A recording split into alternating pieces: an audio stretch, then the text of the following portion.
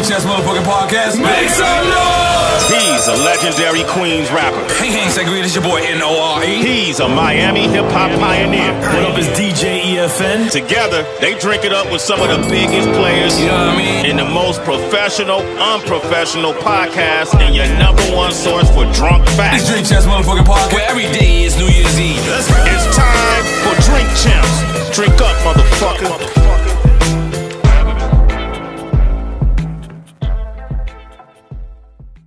Would it good be? Hopefully it's what it should be. This is your boy N.O.R.E. What up is, I feel like I should say DJ EFN. That's what we doing. We being racist right now, keeping it Latino. Listen, make some noise for Drink Champs motherfucking happy hour. Make some noise! Okay. Alright, so right now, I introduced him last time. First of all, I need no introduction. No, I'm gonna give you an ill introduction. All right, yeah. He's the Puerto Rican Puff Daddy. He's been out there constantly smacking you with hits every year. At least twice. He just smacks you. Everybody says he can't do it again. He don't stop. And he does it again. He's been down since FJ 560 leathers. I used to go to the Bronx. They used to give me 560 leathers. They were like Averex and 8-Ball had a baby, and it was FJ 560, and it had leathers in the Bronx. He discovered who I think one of the illest lyrical people in the world goes by the name of Big Pun. Rest in peace. He's now still out here relevant in this game, and he's even got a podcast. In case y'all don't know, I'm talking about Coca Vision. I'm talking about my brother. Stop hitting the table. My bad. I totally forgot. I be so hyped. My brother, Fat Joe, the Dog. First of all, the Drink Champs people know I don't need no introduction because I popped this motherfucking champ. I was the first motherfucker to pop this shit. Don't fucking front on me, man. I'm home, nigga. Yes, you home. And before we get no te mueras, brother. Before we get to Coca Vision, because I want to big this up. Yeah, there's a little bit above creepy. It's a little above creepy. I'm a virgin. What's his name? The creepy guy. Bass Bunny. You gotta relax. Creepy been whack, Bass Bunny. You gotta step in. Creepy's at Miami shit. Creepy, you really? Yo, Bass Bunny, go get some sour. Go get some sour. Stop. He's my friend. I like him. I see him dancing behind Puff. I saw it. It's crazy. Yo, stop hitting the table. Hey, yo. Sound like an earthquake in this motherfucker, yo. It's on Club You know that nigga Puff. Yo, we're gonna get to that later. You gotta stop. It's on Club Lives cameras. All right, but before we get to everything, Coca, Vision, everything, I want to know, because you spent, you was one of the people that was at the Grammy, the Roc Nation brunch, which was like one of the illest brunches I've ever seen. I was trying to lose weight, so I didn't go. I stayed home. You know what I mean? And I stopped smoking cigarettes, and I knew that if I go to New York for those days, I was going to smoke. So I kind of picked my health above my business. So what you trying not to smoke? Cigarettes. Yeah. I've smoked for 22 years. I believe in you. I figure I want to live. I'm proud of you, man. You should live. Thank you. You should live. But you know, I never smoked a cigarette in my life. I know, man. Not one. I know. So, but let's get to the brunch, right? So they invite you to this brunch. Everybody's there. How does that feel? You walking in, because Fat Joe. Let's be clear. Your name was Fat Joe the Gangster. I'm the realest nigga in the game. Yes, and people should be scared of you. You was invited to these type of brunches before. And not to mention the history that you had with that mom. Listen. How does it feel? Because I feel like that too. Y'all nigga, listen, man. They let me in now. Yeah, they let you in. They always gotta talk gangster shit to me. Right, So Jay-Z huddles up with me in the corner for like a half an hour. I can't tell you what we talking about. But he's just spitting shit I don't need to. I'm looking at him telling him, and I had a couple of drinks. Hold on, my nigga, I don't need to know this, man. Why you gotta tell me this? Why everybody wanna tell me their secrets, man? Like I told Jay-Z, I tell you too, I said, yo, I probably could tell you where to find Hoffa right now. Everybody want to tell me. Yo, so I'm like, yo, Jay, we good, my nigga. Like, you ain't gotta, we good, man. It's brunch, man. But it's crazy because you got, yo, be careful. You know you're not that good. Be careful. Back up. Don't shoot nobody. We don't trust me. So you got. He's a shooter. He's a shooter. So how does it feel? Because you got like people like Mark Pitts running around. You got people like Mary J. Blige, Alicia Keys. Everywhere you see is just money.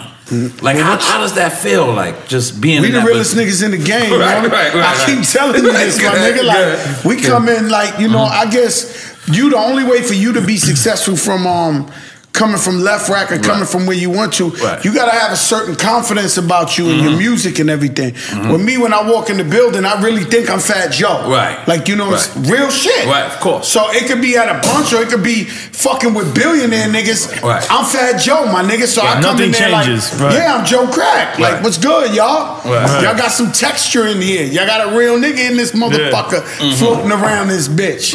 And the food was amazing. The food was that's the only thing I didn't see in the pictures. Oh man, I didn't see nobody eating because I was eating. Let me tell you something. Yo, N.O.R.E, I walked right in for the food, right? And Remy met me right at the door when I got in, and she was like, "Yo, bro, walk around first, please," because I'm one of them niggas. I'll take a plate to go before I'll take a plate to go. No, before I eat the shit. Like, you know, I walk right into the room. Fix your drink. I walked right into the room like, yo. She was like, yo, bro, you looking crazy, nigga. Go say what's up to some niggas, man. I said, all right, said what's up to like 5 niggas, came right back to the food. I was hungry. Now because wait, where was this brunch at though? Was it a restaurant? This was like it was in World Trade Center. 9/11. Yeah, World Trade Center. Nah. It was some shit, my nigga. To go in there, you had to be searched like the airport. Damn. Like you had to take your shoes off, your belts. Or like going to the tunnel? Like Rikers Island on the tunnel? Like Rikers Island. Like, no, for real. They just wasn't that advanced. They didn't put you on the seat. See if you got a razor in your ass. Yeah, they didn't see if you got a razor, a loony in your ass or something. You know what I'm saying? They ain't know all that. But you want Fat Joe Ciroc, because we support. I'm going to take Ciroc. I'm going to take it with some club soda, man. You know, I don't drink like that, but and mind you, he did not drink. He didn't drink the first time. No, with us. But no, I don't drink. So that's what I'm saying. This is special. But then we went to his sneaker store, and he did drink a little bit of Royal. I don't remember. He drank a little bit of Royal. Oh, yes, because he's promoting. He was promoting. He almost killed all of us drinking that shit. God damn it. Well, we're not drinking that no more. Fat Joe, we're not drinking that anymore. Listen, no, we're not drinking that no more. So what do I do with my bottle you gave me? Nigga, we'll be drinking Clásico Junto. They give us. What are you talking about? Come on, man. You know better than that. Yo. So I got an exclusive. Hold on, let me ask you a question. Okay. Are you an Afro-Cuban? Ooh, this is going around. This is going around. Is this really going around? Amada Negra started some shit like this. Are you an Afro-Cuban? I mean, I guess I'm not. I guess I'm a Euro-Cuban. I don't know. My parents. Yo, my nigga, this my is history crazy. goes to Spain. Okay, when you say Taínos, a little Taíno in there. You know, when you say Afro-Cuban, those are people who identify that Cubans actually came from Africa. That's all you're saying. No, when you say yeah. No. That's what that means, right? No, listen. Nah. You guys listen. I don't know what it means. There's more culture. Amada Negra, I said. I don't know what it means. I'm just playing. But niggas be on my Twitter now. Are you an Afro-Latino? I'm like, nigga, I'm black. Get the fuck out of here. Our culture is Afro everything. Yes, I'm trying to say. Our culture as Latinos is Afro everything. Let me give you a historical fact. At one point, no disrespect, because we got some Cubans that'll get offended, but at one point there was 8 million Cubans in Cuba, and 3 million were actually Cuban. The other 5 million were slaves, African slaves. So this is a hidden fact. But wait, wouldn't that be more in slavery time? But wouldn't you define that better as the other ones are Spaniards? No. And then the I other would ones are define it Africans. as, let's just say, people from Cuba, they're the natural born citizens. Not Taínos. People naturally born in Cuba were 3 million, and there were 5 million African slaves there, and they was doing a whole lot of fucking, my nigga. So niggas got some African in them, man. Of course. I don't know. Of course. For niggas having African in them. Of course. So Joe, I mean, we got deep. We're gonna bounce all over the place. But did you ever think you'll be here this long? Like, for real? Because honestly, you know, I hear your story all the time when I think about Chris Lighty, right? And I think about you saying Chris Lighty brung you to Relativity Records, right? And I think about artists that was on Relativity Records at that time, prior to you and after you. And there's probably there's not even a handful of artists who survived that era, like who's even there. Like, I looked at Kadar the other day. I was in the Soho house, I seen Kadar, and I was just like, I had to give him a 5 and a hug just to say, he's rich. He's rich, and he survived. He's rich, he's still out here. And it made me think. Shout out Kadar, because Kadar is the nigga who let me put Joe the Singer on Big Pun's record. Nobody even knew who Big Pun was. That's right, because of my relationship with Kadar, he sent Joe the Singer. And matter of fact, Joe the Singer had sold like 500,000 that week. That was like, he was the biggest nigga in the game, and he came and he sung on Big Pun shit. So Kadar changed my life. This Kadar Entertainment Kadar, right? Yeah, he lives in Miami. He lives in Miami. I got to see him the other day. So yeah, what you saying? What I'm saying is, did you ever think you would last this long? No way. And then not only last this long, because some people are they could just float.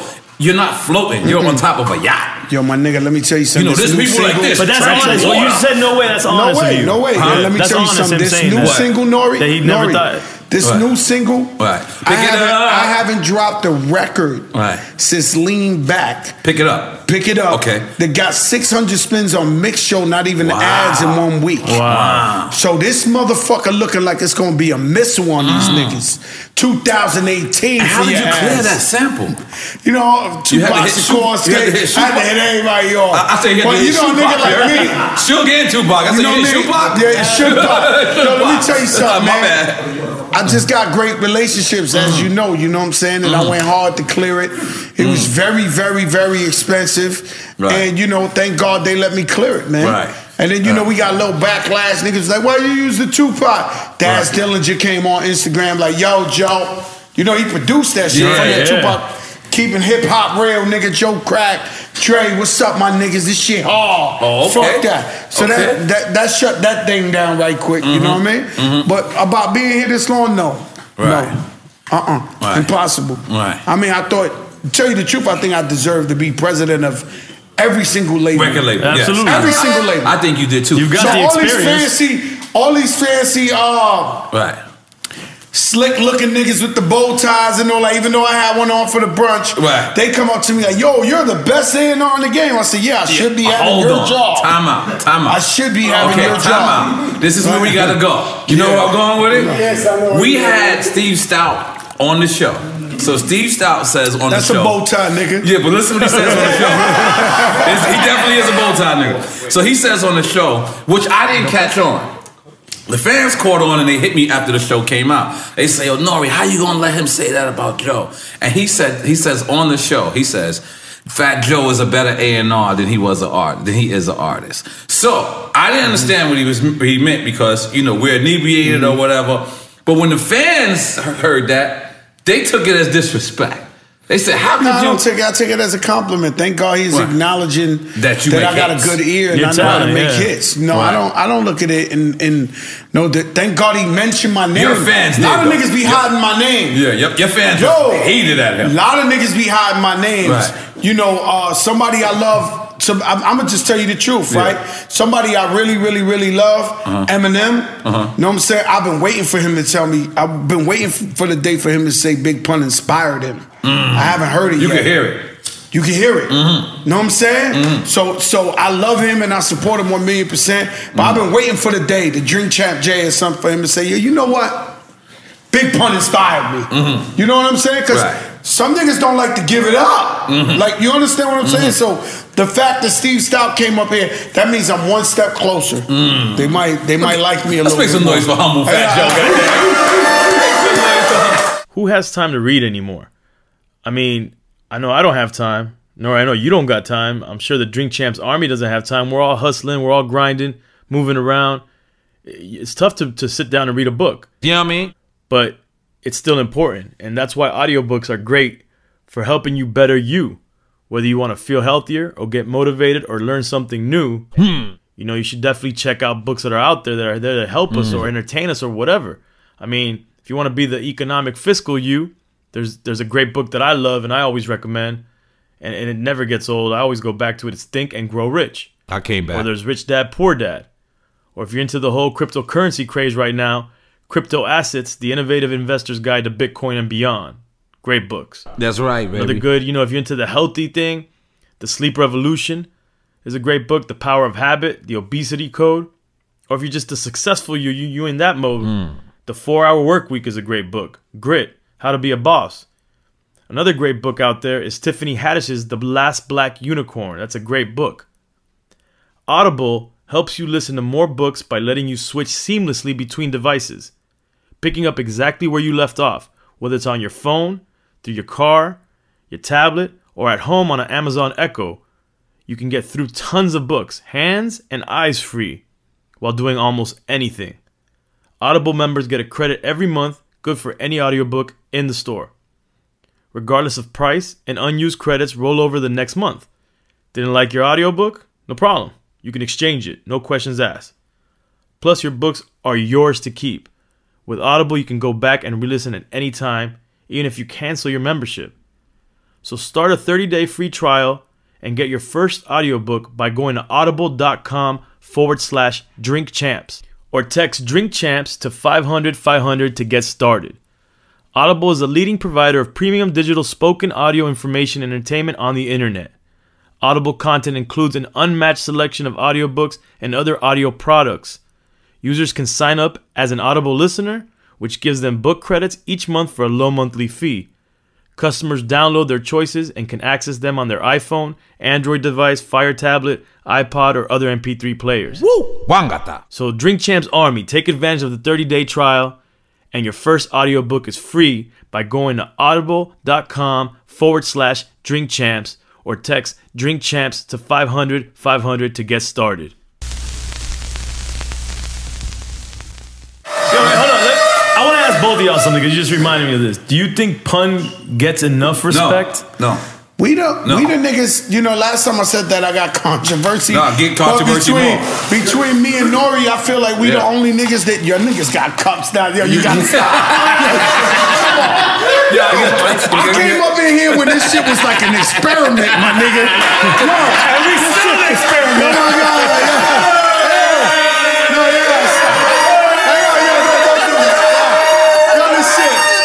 Come on. I came up here, I was the guinea pig, my nigga. I'm sitting up here, I'm like, oh no, this nigga's going nowhere fast, because DMX is smoking crack. And this, remember when homeboy was washing my drawers? He came on here, he admitted it. Big up Smith TV, come on, goddammit. Everybody starts from somewhere. Come on. Yo, my nigga, I was like, oh my God. I remember Joe's face when we were recording. He was like, let's just hurry up, guys. I can't take it. I couldn't take it. Yo, but I'm sitting here, I can't take it. Listen, here's the thing, man. Hip hop is so beautiful, Fat Joe. Wait, don't disregard my question. Okay, what was the question? Just pun. So sorry, I'm glad you did that. Yeah. Okay, you want me to go first? Both of y'all, because I was thinking about that. I think me and N.O.R.E are the leaders of the big pun movement, to where we keep them alive. And you know what bothers me sometimes is a lot of people, when I give Pun his props, a lot of people think that I'm giving him his props, one, because I'm Puerto Rican, and two, because Pun passed away. And that's just not it. Or three, they think that because me and him was so close. I'm telling you, I've never seen a person come down, sit on a couch, and flow his shit all the way through. Like, I've never seen that. He was out of breath, but when he got on the mic, he was in breath. That was ingenious itself. Like, if you ever spoke to Big, or if you ever spoke to Pun, they both spoke like this. They were like, but when you hit them on the mic, that shit erases. You gotta remember, that wasn't, we didn't have technology. Hazardous could be an engineer back then and take off the breathing. No, you can't. So so whatever you had, that's what makes Pun one of the best to me. Not just his lyrical content, but his breath control. I just knew how he was the best because niggas was just scared of him. Like, do you know part of niggas ain't want to rhyme? But do you know how hard that shit was to say? Dead in the middle with little Italy, little did we know that we riddle some middle didn't do diddly for a person. It's like you're holding your breath, you could pass out. I just lost some weight. I just lost some weight, and that shit's fucking me up right now. Singing that shit. I forced him to say that on the record. Get the fuck out of here. Yeah, we wrote Deep Cover together, and I was like, yo, we need a record that's gonna be in the West Coast, so we flipped the Dr. Dre too. You know what? I totally forgot you did like a Pick It Up type of version back then. Yes. Damn, I totally forgot that. But that was a joke to Pun. Pun always, wasn't a joke since the day I met him, dead in the middle of little, he used to say it like joking around, like the packing the Mac in the back of the act, like it was a joke. So one day when we did it, I said, yo, that shit should go in there. He was like, that shit whack, it's a joke, it's a joke. I'm like, yo, my nigga, you need to put that shit in here. And then I forced him And the nigga did the dead in the middle of it. Yo, I remember doing the Apollo with this nigga. Wow. I think you came out with us. We had matching furs on. Yo, my nigga. Like, we come out, we do that shit. That's the first song. And we dropped the music. Dead in the middle of it. It looked like the Apollo was gonna crack. Right. Then I back up and run behind stage. And then we come out again. Right. Like 8 times in a row we did going backstage like you never saw us the first time. Right. We was assholes, man. Right. We was assholes, man. It's crazy. So now you being a hip hop head, you're a real hip hop head. I mean, I speak to you off the record all the time, and you know about everything. That's why it was no surprise to me that you having a podcast because you abreast. Shout out Coca Vision on time, man. We're gonna get straight. We're gonna get into that a whole long time. But recently, Mace and Cameron battled. Yeah. I know you for being the biggest Mace fan. Like a lot of people don't know that about Fat Joe. I wouldn't know if I'm the biggest Mace fan. I just know what's right. Right. What do you mean by that? Mace is Kanye West's favorite rapper. He's Eminem's favorite rapper. You know, he's so which is deep. What? That's deep. I just mentioned Kanye West and Eminem. Very deep. He's their favorite rapper. Crazy. I'll tell you even the biggest secret. The way I got Eminem on the Lean Back remix because you had Mace. Because I played him the Mace verse. I heard you and Mace had retired and we thought he was never coming back. So when I played him the verse, he was like, all right, send me the song. And then he got on the remix. You know what I'm saying? Mace is like, you know, Mace was phenomenal, you know what I'm saying? And Cameron's a living legend. And Cameron is incredible too. But did you see that coming? Did you see like Mace actually? Man, we fuck Cameron. Right. Me, Cameron, and the whole United States of America been disrespecting Mace for the last 20 years. Every time we got a rhyme and we got to say some crazy shit. Niggas go to church like Mace. Niggas go to church like Mace. Or I might quit and run to the altar boy like Mace. I might like, niggas been fucking with him forever. Very true. I bought Cameron's album and I watched him take shots at Mace. Yo, I saved the nigga. Nigga tried to give me $20 after. I heard all that. So when he came back at him, it was like, you know, about time. Right. You understand what I'm saying? Right. And that was just that. I thought he got one up on Cam. I didn't see that coming.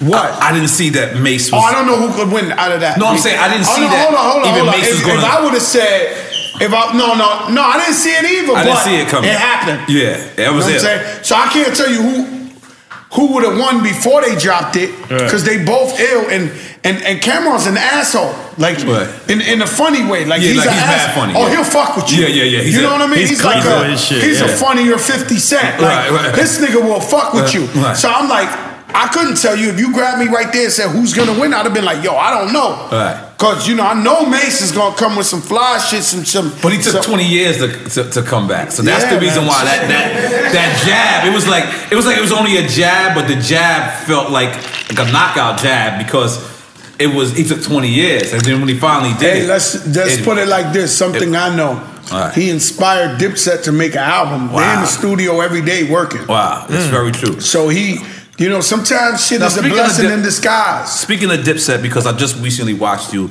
on The Breakfast Club, and you said you attributed moving to Miami for the time where New York was all I wouldn't say all of that, but because everybody, and one of the main moves. So for our fans that didn't hear the Breakfast Club interview, let me just explain to what Joe was saying. He was alluding to, like I watched Joe, he sat down, and he said, he spoke about Miami, and he said, well, you know, I used to come to Miami, but the time that I was... For years, you've been coming to Miami forever. He said he used to come to Miami forever, but the time that he really focused and he lived out here was when New York was beefing. And in particular, when it was like Cameron and Nas and Jim telling them to go snack goofies. What happened was they gave niggas a lot of money.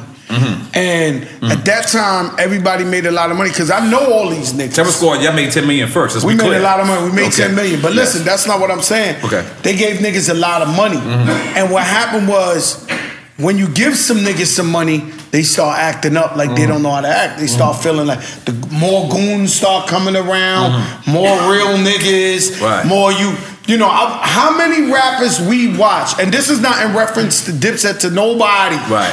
But how many rappers you watch come in the game, humble pie, blow up, and all of a sudden they gangsters. Yeah. And they got 100 dogs with them, and yo, I'm down with this gang and then now. They got bandanas. Yo, I mean, right? So they gave a bunch of niggas, whether it was Rockefeller, whether it was Terror Squad, whether it was Dipset, whether it's whatever, even Thugged Out, the niggas you was rolling around like it was every G-Unit. Everybody all of a sudden started feeling like it's about us. Fuck that. Fuck y'all. And then that's where the unity in New York hip hop faded away because everybody was doing this. Now, I always viewed, definitely if it ain't Nas and Jay-Z dissing each other, I feel like you shouldn't be able to diss him. I feel like Nas disappointed you a lot and you never ever dissed him. Yeah, he disappointed me a lot, but I wasn't gonna diss. I wasn't gonna diss him. Wait, how did he disappoint you? I mean, just like personal, personal thing. I felt like Joe looked at Nas. I think, was you gonna name your son Nas at one point? That's it. I was gonna name my son Nas. I looked up to Nas. You know what I'm saying? But what made you disappointed in him? Just different things, man. I mean, is it personal? I don't know. Is it? Yeah, I think it was. It's just personal shit. Yeah. You know what I mean? Right. I still see him. I say what's up and all that. Was he at the brunch too as well? No, he wasn't at that one. You know what I'm saying? I just feel like. I love Nas. I was just trying to tell you that he's a god. Right, that nobody should disrespect him. Definitely. Right? Because it's Nas and Jay-Z. Then at the same time, I feel like we from two different DNAs. You know what I'm saying? We cut from two different cloths. Right. And that's just how I view it. You know what I'm saying? I had to understand it. You know what I mean? Because a nigga like me who's so loyal and love niggas and all that, we just move different. It's just like me. Like some of the older gods from the older generation, they might not identify with me. And even if I don't identify with them, I just shut the fuck up. Like, I will never get on and disrespect the older people. You know what I'm saying? So that's the reason why I feel like this generation is different from ours. So different. Because a person could actually come up to them and they could ask them about Fat Joe. And they say, yo, Fat Joe. They say, Fat Joe get busy. They say, get busy? They say, yeah, his crew get busy. And one of these young dudes will still disrespect you because they know they don't got to run into you in the streets because they're in the computers. And that's the thing that's different. That's the problem. That's the problem. You know what I'm saying? Because, I feel like any nigga that's willing to say something. See, first of all, I go by this quote. I'm going to find it in the phone for you that John Gotti said. Okay. Anything you say, you should be waiting to hear back in court, getting played back to you in court. Anything you ever say, you should know that it can be played back to you in court. This is a quote from John Gotti. And my thing is, everything I say, I mean it. And I'm willing to go down for it, whatever it is. I really don't care, guys. I'm not lying to you. I'm ready to die now. You should be held by your words. That's just the way Joe Crack is. So with me, I don't give a fuck. So if I say something, I mean it. You know what I mean? So when other niggas choose to say something about me, you should mean it. Because if you crawl up the wrong alley, or you're in the wrong lounge, or you're in the wrong place, you gotta answer for these things. I don't give a fuck if I'm campaigning for Obama in the afternoon. I'll catch you in a motherfucking diner at night, and you said some slick shit about me. You need to answer for that. You will answer for that, my nigga. Like, trust me when I tell you, nobody ever wins against me. That's all I'm gonna leave. I'm gonna leave it at that. Nobody ever wins against me. I'm gonna be honest with you.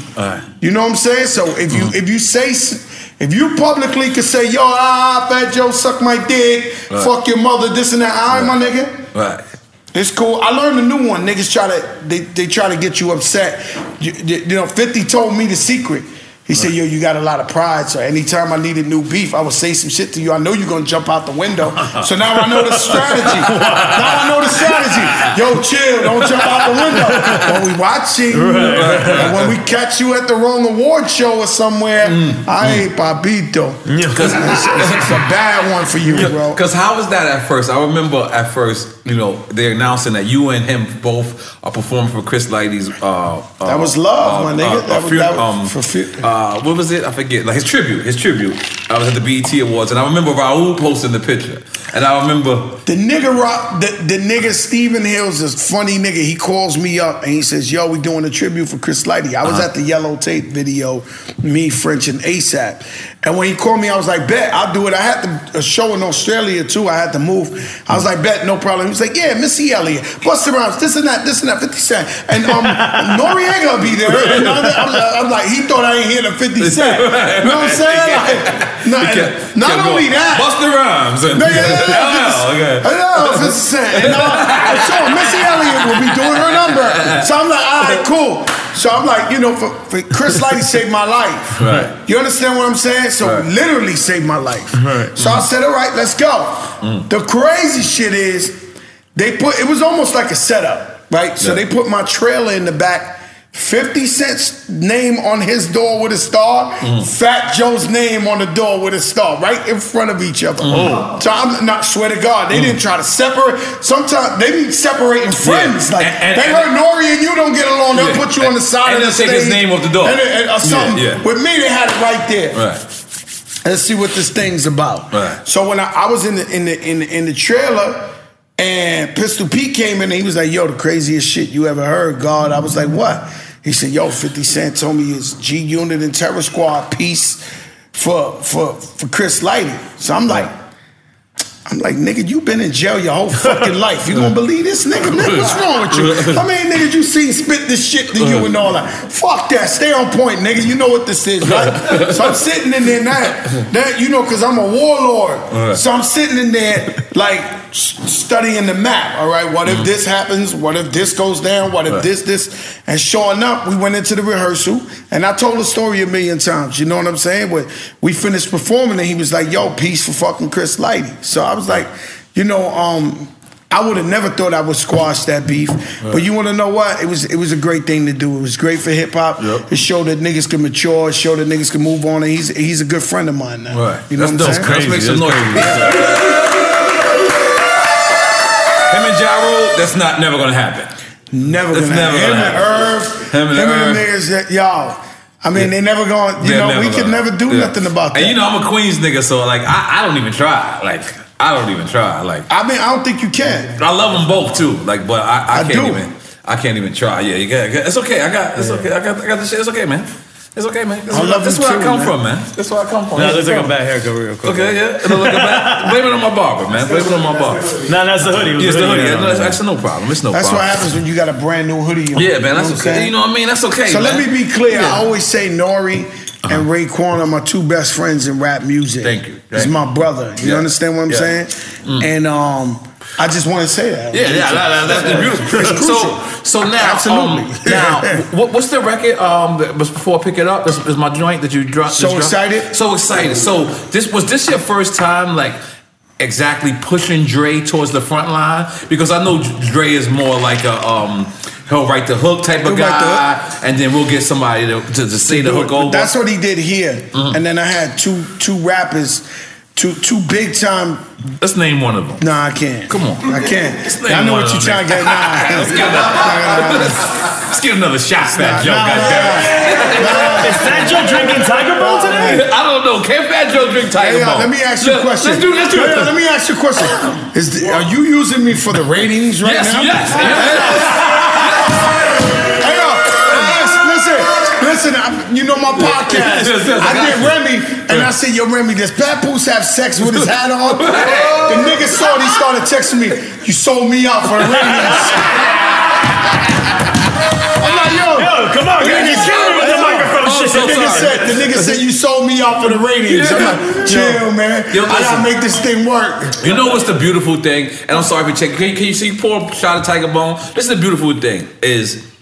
I think in 5 years. Right? This is I'm going to see my mom's. I think in 5 years, hip hop. Right now, when you tweet, you're tweeting to your audience. When you have an Instagram, when you do an Instagram, you Instagram to your audience, right? What I mean is, but when you tweet or you Instagram, that is for free. Instagram gets that money. Twitter gets that money, whatever you generate from that. I feel in 5 years, You won't be dropping an album with Empire or Love to Empire. You know, Ghazi's my man. I also plug you into that. I plug you into that. I'm plugging it. But listen, what I'm trying to tell you is, in 5 years from now, I think Fat Joe's album will be coming out on a podcast. Because why would you give it to the world why would you give it to the world of your people? This is what I think. So that's why you starting a podcast, Jim Jones starting a podcast, Joey Badass, also Untitled. Big up to Elliot Wilson. He's a hater. We seen him hating on you. We seen him hating on you. We seen him hating on you. Hater platoon. Yo, my nigga. We seen him hating on you, Fat Joe. I'm fucking in the brunch. He's telling Wait, he's hating on you and he's in this building with you? Yes. I mean, we gotta respect that. Give him a round That's crazy. We know he's the godfather, the granddaddy of this podcast shit. Give Twin a shot. Yo, Twin, what's up, Give Twin a shot, baby. This is definitely a topic we talk about all the time on Drink Champs. What's going on? And now USA Network presents Unsolved, the murders of Tupac and the Notorious B.I.G. from a director of the People vs. O.J. Simpson American Crime Story.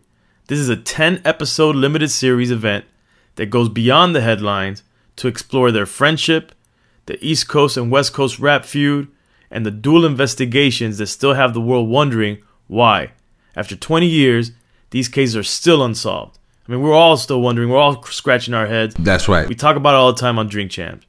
So let's check it out. Let's see if this got some answers for us. It's Unsolved, the murders of Tupac and the Notorious B.I.G., a limited series event, February 27th at 10 p.m. Eastern, 9 p.m. Central, only on the USA Network. Again, that's February 27th, 10 p.m. Eastern, 9 p.m. Central, only on the USA Network. The murders of Tupac and the Notorious B.I.G. I wish we could find answers to this. Your boy N.O.R.E. EFN, Drink Champs. It's going down. N.O.R.E. Boom. Hey, yo, let me tell you something, Twin. Yo, I remember the first time I came, they was picking on you and shit. No, we still pick on his ass. That's our family. Yo, listen, we're gonna take a shot for Twin. And look, this. You got a shot, Twin? This is unfair. Yo, listen. Watch out. This is unfair. And listen, because I want to give this shot for Joe Crack. All right? This is unfair. I never had this. This is terrible. It's the only it's terrible. But listen, hold on. What is this? Chemo? Don't listen. Don't smell it. Please. Don't smell it. Let me make a toast. Everybody, can I get everybody's attention? To Fat Joe, Twin, let me tell you something. This is to Fat Joe. When you Fat Joe's friend, he stays your friend. He stays down with you. He doesn't give a fuck if you start sniffing coke, start smoking heroin, start fucking, putting weed in your toenails. He doesn't give a fuck. As long as you stay down with him, Fat Joe will stay down with you, and I want to stay down with him, and I want to toast this to Coca Vision. May your podcast blow up. May your podcast do what the fuck it gotta do. Drink Champs is personally giving you our audience because we want you to win. We promote it. Listen, Coca Vision on title, baby. And this is to Fat Joe. Let's go.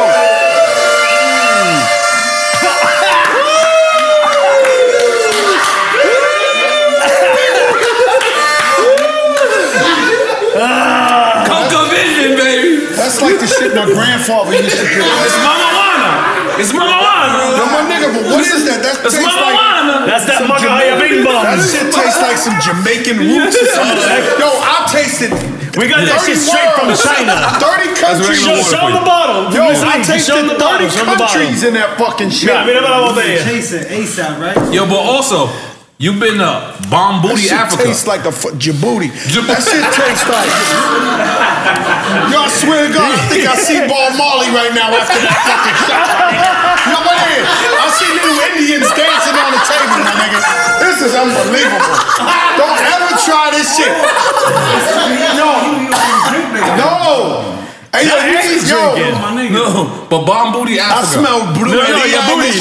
I smell blue on this shit. Sandaria. Tremendo Sandaria. This is bad. Celia Cruz is running around somewhere. This shit too much. Yeah, don't put it on Celia. Hey, my nigga, this is crazy. Don't put it on Celia. She's an Afro-Cuban. She's an Afro-Cuban. What does that mean?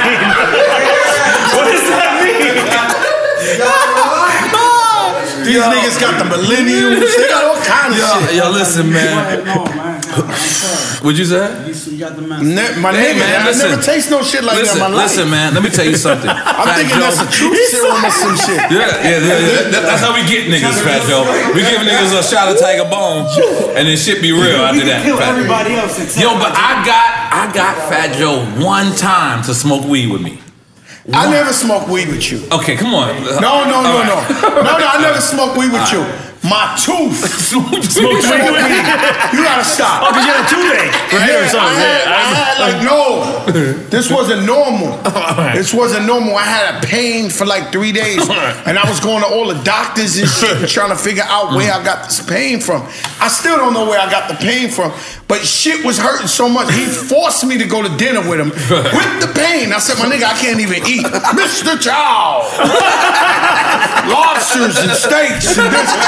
So he want to show off he's rich now and shit. So we up in there, the table was flooded like Thanksgiving. Wait, this is post Drink Champs? No, this is post Drink Champs, nigga. Let me tell you something. Mid-Drink Champs. You a rich nigga right now. You hiding that money, nigga. He bought a house. You are hiding that money, EFN. You can't lie to me. I count niggas' money. Listen, this nigga, let me tell you something. This nigga over here, he got a table full of shit. I swear to God, I can't even eat. Right? He was like, yo, if you take, what the fuck? Ali passed it to you? It was vapor. It was vapor. Terrible. So he's like, I was in so much pain. He was like, this is for your tooth. So I took it and he started jumping up and down. Oh, I never thought this Yo, let me tell you something. No, he was jumping up and down. But let me tell you what's worse. You know it's my brother. This is the king of setting you up. Like, no, he's the king. He spun me around. He's a Mr. Child. He spun me around the door, and it was his cousin's video. I never seen nothing like this in my life. We went out the door after the lobster and everything. His cousin shooting the video. Mind you, I was so much pain. The nigga N.O.R.E holding me up like Weekend at Bernie's, my nigga. He's like, yo, Joe. What's worse, my nigga, is after they shoot the shit, he said, yeah, go again, go. I said, I can't take it. Stop. I'm like, yo, no. Nigga holding me up like Weekend at Bernie's. Yo, you are terrible, man. Yo, that nigga take a man. Yo, he's terrible. I'm so sorry, I can't turn my hustle off. I'm gonna bring a nigga up. I can't turn my hustle off. My Dominican nigga, Papi Secreto. Papi Secreto. No, that's my nigga, man. That nigga, right? I fuck with him, right? So one day I'm eating in Washington Heights, a restaurant. He's up in the motherfucker, right? So I'm like, yo, Papi Secreto, that's my man. I fuck with him hard, right? So he said, ven con mi, Fat Joe, this and that. So, right, so I went with the nigga, right? I walk in. Is a bunch of Dominican niggas. Now this is like weird Dominicans. Like I don't know these niggas. They all had like yellow hair. Nobody had socks on. I don't know these niggas. Nobody had socks on. Okay. They advanced, nigga. They fly. Everything else but the socks they different, nigga. Dreadlocks, all kinds. Right? So yeah, colorful clothes. So I'm sitting in there with these niggas. Right? They playing pool, and it's like this. Like you know, just a bunch of niggas just chilling. Next thing I know, my nigga, he was like, okay, but I'm gonna Fat Joe. The nigga opened the door. Pushed me out. It was a crowd of 5,000 niggas out there. It was a show. Lean Back came on. I'm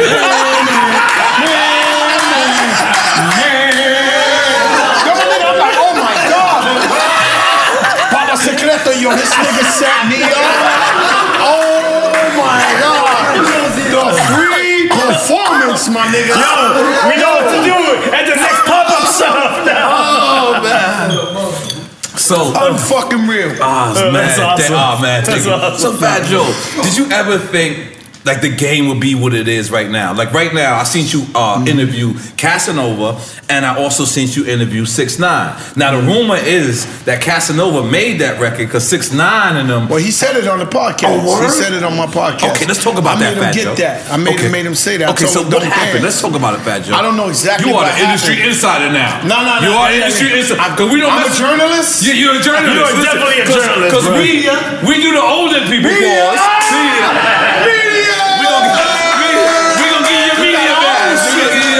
I need a media badge. So what happened? Let me tell you, man. So you asked Casanova. You said, "Yo, I'm fucking crazy, my nigga." Okay, tell me. I'm just telling you, I'm just crazy, man. I'm crazy, man. So I turn around, I go like this. So I said to Casanova, I seen the video. Looked like they was trying to front on him or whatever. But I know Casanova as a real cool nigga. Like, but I see him put his back to the wall. I say he's dangerous. Yeah, when I see him do that, I like his vibe. Yeah, you know what I'm saying. As a good dude, I always vibe with him. So when I see the video. Then he come out with the song, so I tell the nigga, I said, yo, you know what? You was doing Millie Rock songs and shit like that, trying to party, trying to dance. And meanwhile, you was trying to stay out of trouble. But when they fronted on you and pushed you, you didn't know it was a blessing in disguise. You came out with something, nigga, something, my teeth out. I said, nigga, it was the blessing in disguise. Sometimes God puts you in certain predicaments to bring the best out of you. You know what I'm saying? So then I interviewed the Tekashi 6ix9ine nigga. I was about to ask you, did you get his side of the story? He didn't quite say his side of the story. What he did say was like, you know, you gotta give him Tiger Bone next time. I gotta give him Tiger Bone. So he what he said was that, you know, he ain't really got beef with the nigga this and this and that. I said, well, yeah. Well, you know, I watch your videos and all that. You be with 1,000 niggas. Can you control your niggas? He said, no, I can't control them niggas. So I was like, all right. So then there's no such thing as you ain't got beef with niggas because it usually ain't you anyway. It's the fucking entourage that's ready to pop off. But interesting kid, man. He's real smarter than you think. You told me that off the record. Very smart kid, and he's crazy. His shit is called Scumbags. Society can't understand me. Nah, for real, scumbag. Society can't understand me. Carlito, he took your shit. Hey, Rob, man. Hey, Rob, you Carlito? Bobby, I didn't even know you knew English, nigga. How you say it? Condón. Boy sabe condón. Yo, papi, yo no sabía. He been fronting around me. He know like 3 different languages and shit. That nigga reggaeton king, my nigga. Yo, let me tell you something. Let me tell you something about my cousin, right? One day I'm busy. I know that nigga. He know. When you not around, I treat him like N.O.R.E's in that motherfucker. You better believe that shit. Thank you, fam. No, that's a fact. Yeah, so listen, so one year, you know, I go to Puerto Rico, you know, whatever. So like 2-3 years later, he comes to New York and I'm just busy. So my mother calls me. My mother says, yo, you know Carlito's around. I'm like, yeah, I'll get with him later. She's like, no, you're gonna see him today because he learned English just to speak to you. So he was looking for me for like a whole year when he learned how to speak English. He's like, I gotta hang out with my cousin now. Man, let me tell you something. Let me tell you a picture. Let me tell you something. I got a picture the other day. It hurt me, right? Because I was away. I was away on the road for like a whole month promoting this new single, and I'm looking at my daughter's Insta story, and she got pictures of your son, and she's like, "It's my favorite." It hurt me that I couldn't be there with. Oh no, that's beautiful. You know what I'm saying? I was like, damn, man, my nephew there, my daughter. Nah, that shit. You know that let me know how the growth of us. It was one day. Your wife, I think she was bored, so she hit my wife. I'm in the house bored, and they were about to go get together with the kids, and I'm like, you're not leaving me out. So I'm coming too. So I said, yo, boom, we brought them to the Soho House, and I'm just looking at them, you know, playing in the Soho House in the movie theater, you know, just being kids, and I'm rich just like, people shit. That's rich people shit. And oh, no, you do a lot of rich people shit. Like, yo, let me tell you something. We doing the right thing. Yeah, I'm gonna tell you a story. Even when you ain't rich, you rich. You know exactly. No, let me tell you something. Even when this nigga ain't doing this good, it's still steak and lobster and all the champagne you can drink, my nigga. I know. Yo, I've been with this nigga since I'm like, damn, how this nigga afford this shit? This nigga be rocking, and he ain't cheap. He'll pay. I pay one time, he'll pay one time, but he pay. I be with some niggas. Let's shout out Sean Beckas is cheap. Oh, Mike Kaiser walked out of the bill on me once. Mike Kaiser was there. This nigga Beckas, let me tell you something. Beckas is cheap. I didn't know that. Beckas cheap. When I was on Tommy Boy with Beckas was a swiper. Well, he was swiping Tommy Boy. He was swiping Tommy Boy, yeah. Not the Sean Beckas costume. Yo, let me tell you something. This nigga, not the Roc Nation? I go to dinner with this nigga about 20 times, right? The bill keep coming out to like $1,500, $1,200, this and that. And you know me, I'm not cheap. You know that? I throw the card down, I throw my money in every time. We go half and half, right? So I'm going boom. So one day I'm in the crib by myself and I'm like, yo, why every time I go with Becca somewhere the shit $1,500? Like, we just eat a couple of steaks and shit. And then I start saying, man, the fucking food only like $300. I don't drink. So this nigga keep the drinks is where it's at. 69, it's the liquor, fucking wine. So we really ain't half and half, my nigga. I say this nigga, I say you been jerking me. 80-20, son. Yo, you been jerking me, my nigga, because I don't drink wine. Yo, you know what? We stopped going to dinners after that. Yo, he figured it out to give me something. Oh shit! I swear to God. We stopped going to dinners. About 20 times. That's how you know you mad. I got robbed so big. Fat Joe's rich. He once told me he spends $600 on T-shirts a month. Let's make some noise for that guy. Listen, let me tell you something. I'm gonna tell you something. This is my mentality, and it may be stupid, it may be nigger rich, it may be ignorant, but you know, since I was young, you know, I sold drugs to get fly. You know what I'm saying? So I'm gonna be fly till I fucking die. Till I'm in the casket and niggas walk up and they gonna be like, yo, this nigga was putting on forever. I don't know why he's co-signing your shit. He shops in the flea market. I don't know why he's over there like, yes. He's flea market fly. He's flea market fly. He's a flea market guy. I'm sorry, Fat Joe. Continue your fly shit. He just can't co-sign it. What I'm saying, he just particularly... He's flea market fly. He wanted to co-sign your fly. He's flea market fly. This nigga's from the flea market. Oh, yeah. I be seeing his vlogs. Little Russian. And then Fat Joe's like... He's on too much shit, the beginning, right? That's him on the beginning. Yeah, that's him. So what happens, I was listening to, when I was recording that song, I was listening to a lot of Ray and Ghost that day. And them niggas was like, yo, son got hit, nigga. Right. You know, I was in my fur rocking like linoleum, nigga. Like, they was just talking wild shit. And I was like, damn, these niggas wasn't doing none of this shit. Like, they ain't had the furs off the yacht. So at that time, I was like, yo, I want to pop shit at the beginning of this song. Then I turned around and I got my little nigga there who really has a zoo in his house. And he got a tiger in his hand. In his hand. Oh, that's the dude that we met at your store. Yeah. So I said, yo, Rashi, go in there. He said, what you want me to say? He said, when we in Dubai, we have a zoo in the house. And he said, we have a tiger named Tiger and Kylie. That's hard. Yo, we living lives. Nah, he was talking that shit, but you know, yeah, Rashi, man, he's a big boy, man. Now, my favorite Fat Joe record of all time, you probably don't even know this, is The Shit Is Real. And you was playing it today. Smart guy. Today I was Fat Joe playing it all day. Every time we interview an artist, we upgrade it since you first came here. Yeah. What we do is we go into this discography. We immerse ourselves in the artists. we bury ourselves in their discography. And it was crazy that you didn't even know that was my favorite Fat Joe record. You was playing it. But I mean, that's one of my favorite records as well. Oh. Yeah. Well, it was DJ Premier. What happened with... You gotta relax. You gotta relax. See, we ain't going at you a lot. See? It's a young nigga. He likes another round. You gotta relax. We're going into the old archives. Another round. Shout out to Empire. That was my first record with Empire. You said, one day I went to stick up my cuz. That's a fact. You stuck up that whole song was fact. I just want to realize. For a long time when I first started, everything I said was real. One day you went to you incriminating yourself. Your uncle. I'm really not. Everybody talking about wait, hold on. What was the line? One day you went to see your uncle. One day I said one day I went to see my aunt and stuck up my cuz. Let's just make noise for Fat Joe being a fat. I thought about doing that. I just never did that. Fat Joe, go ahead.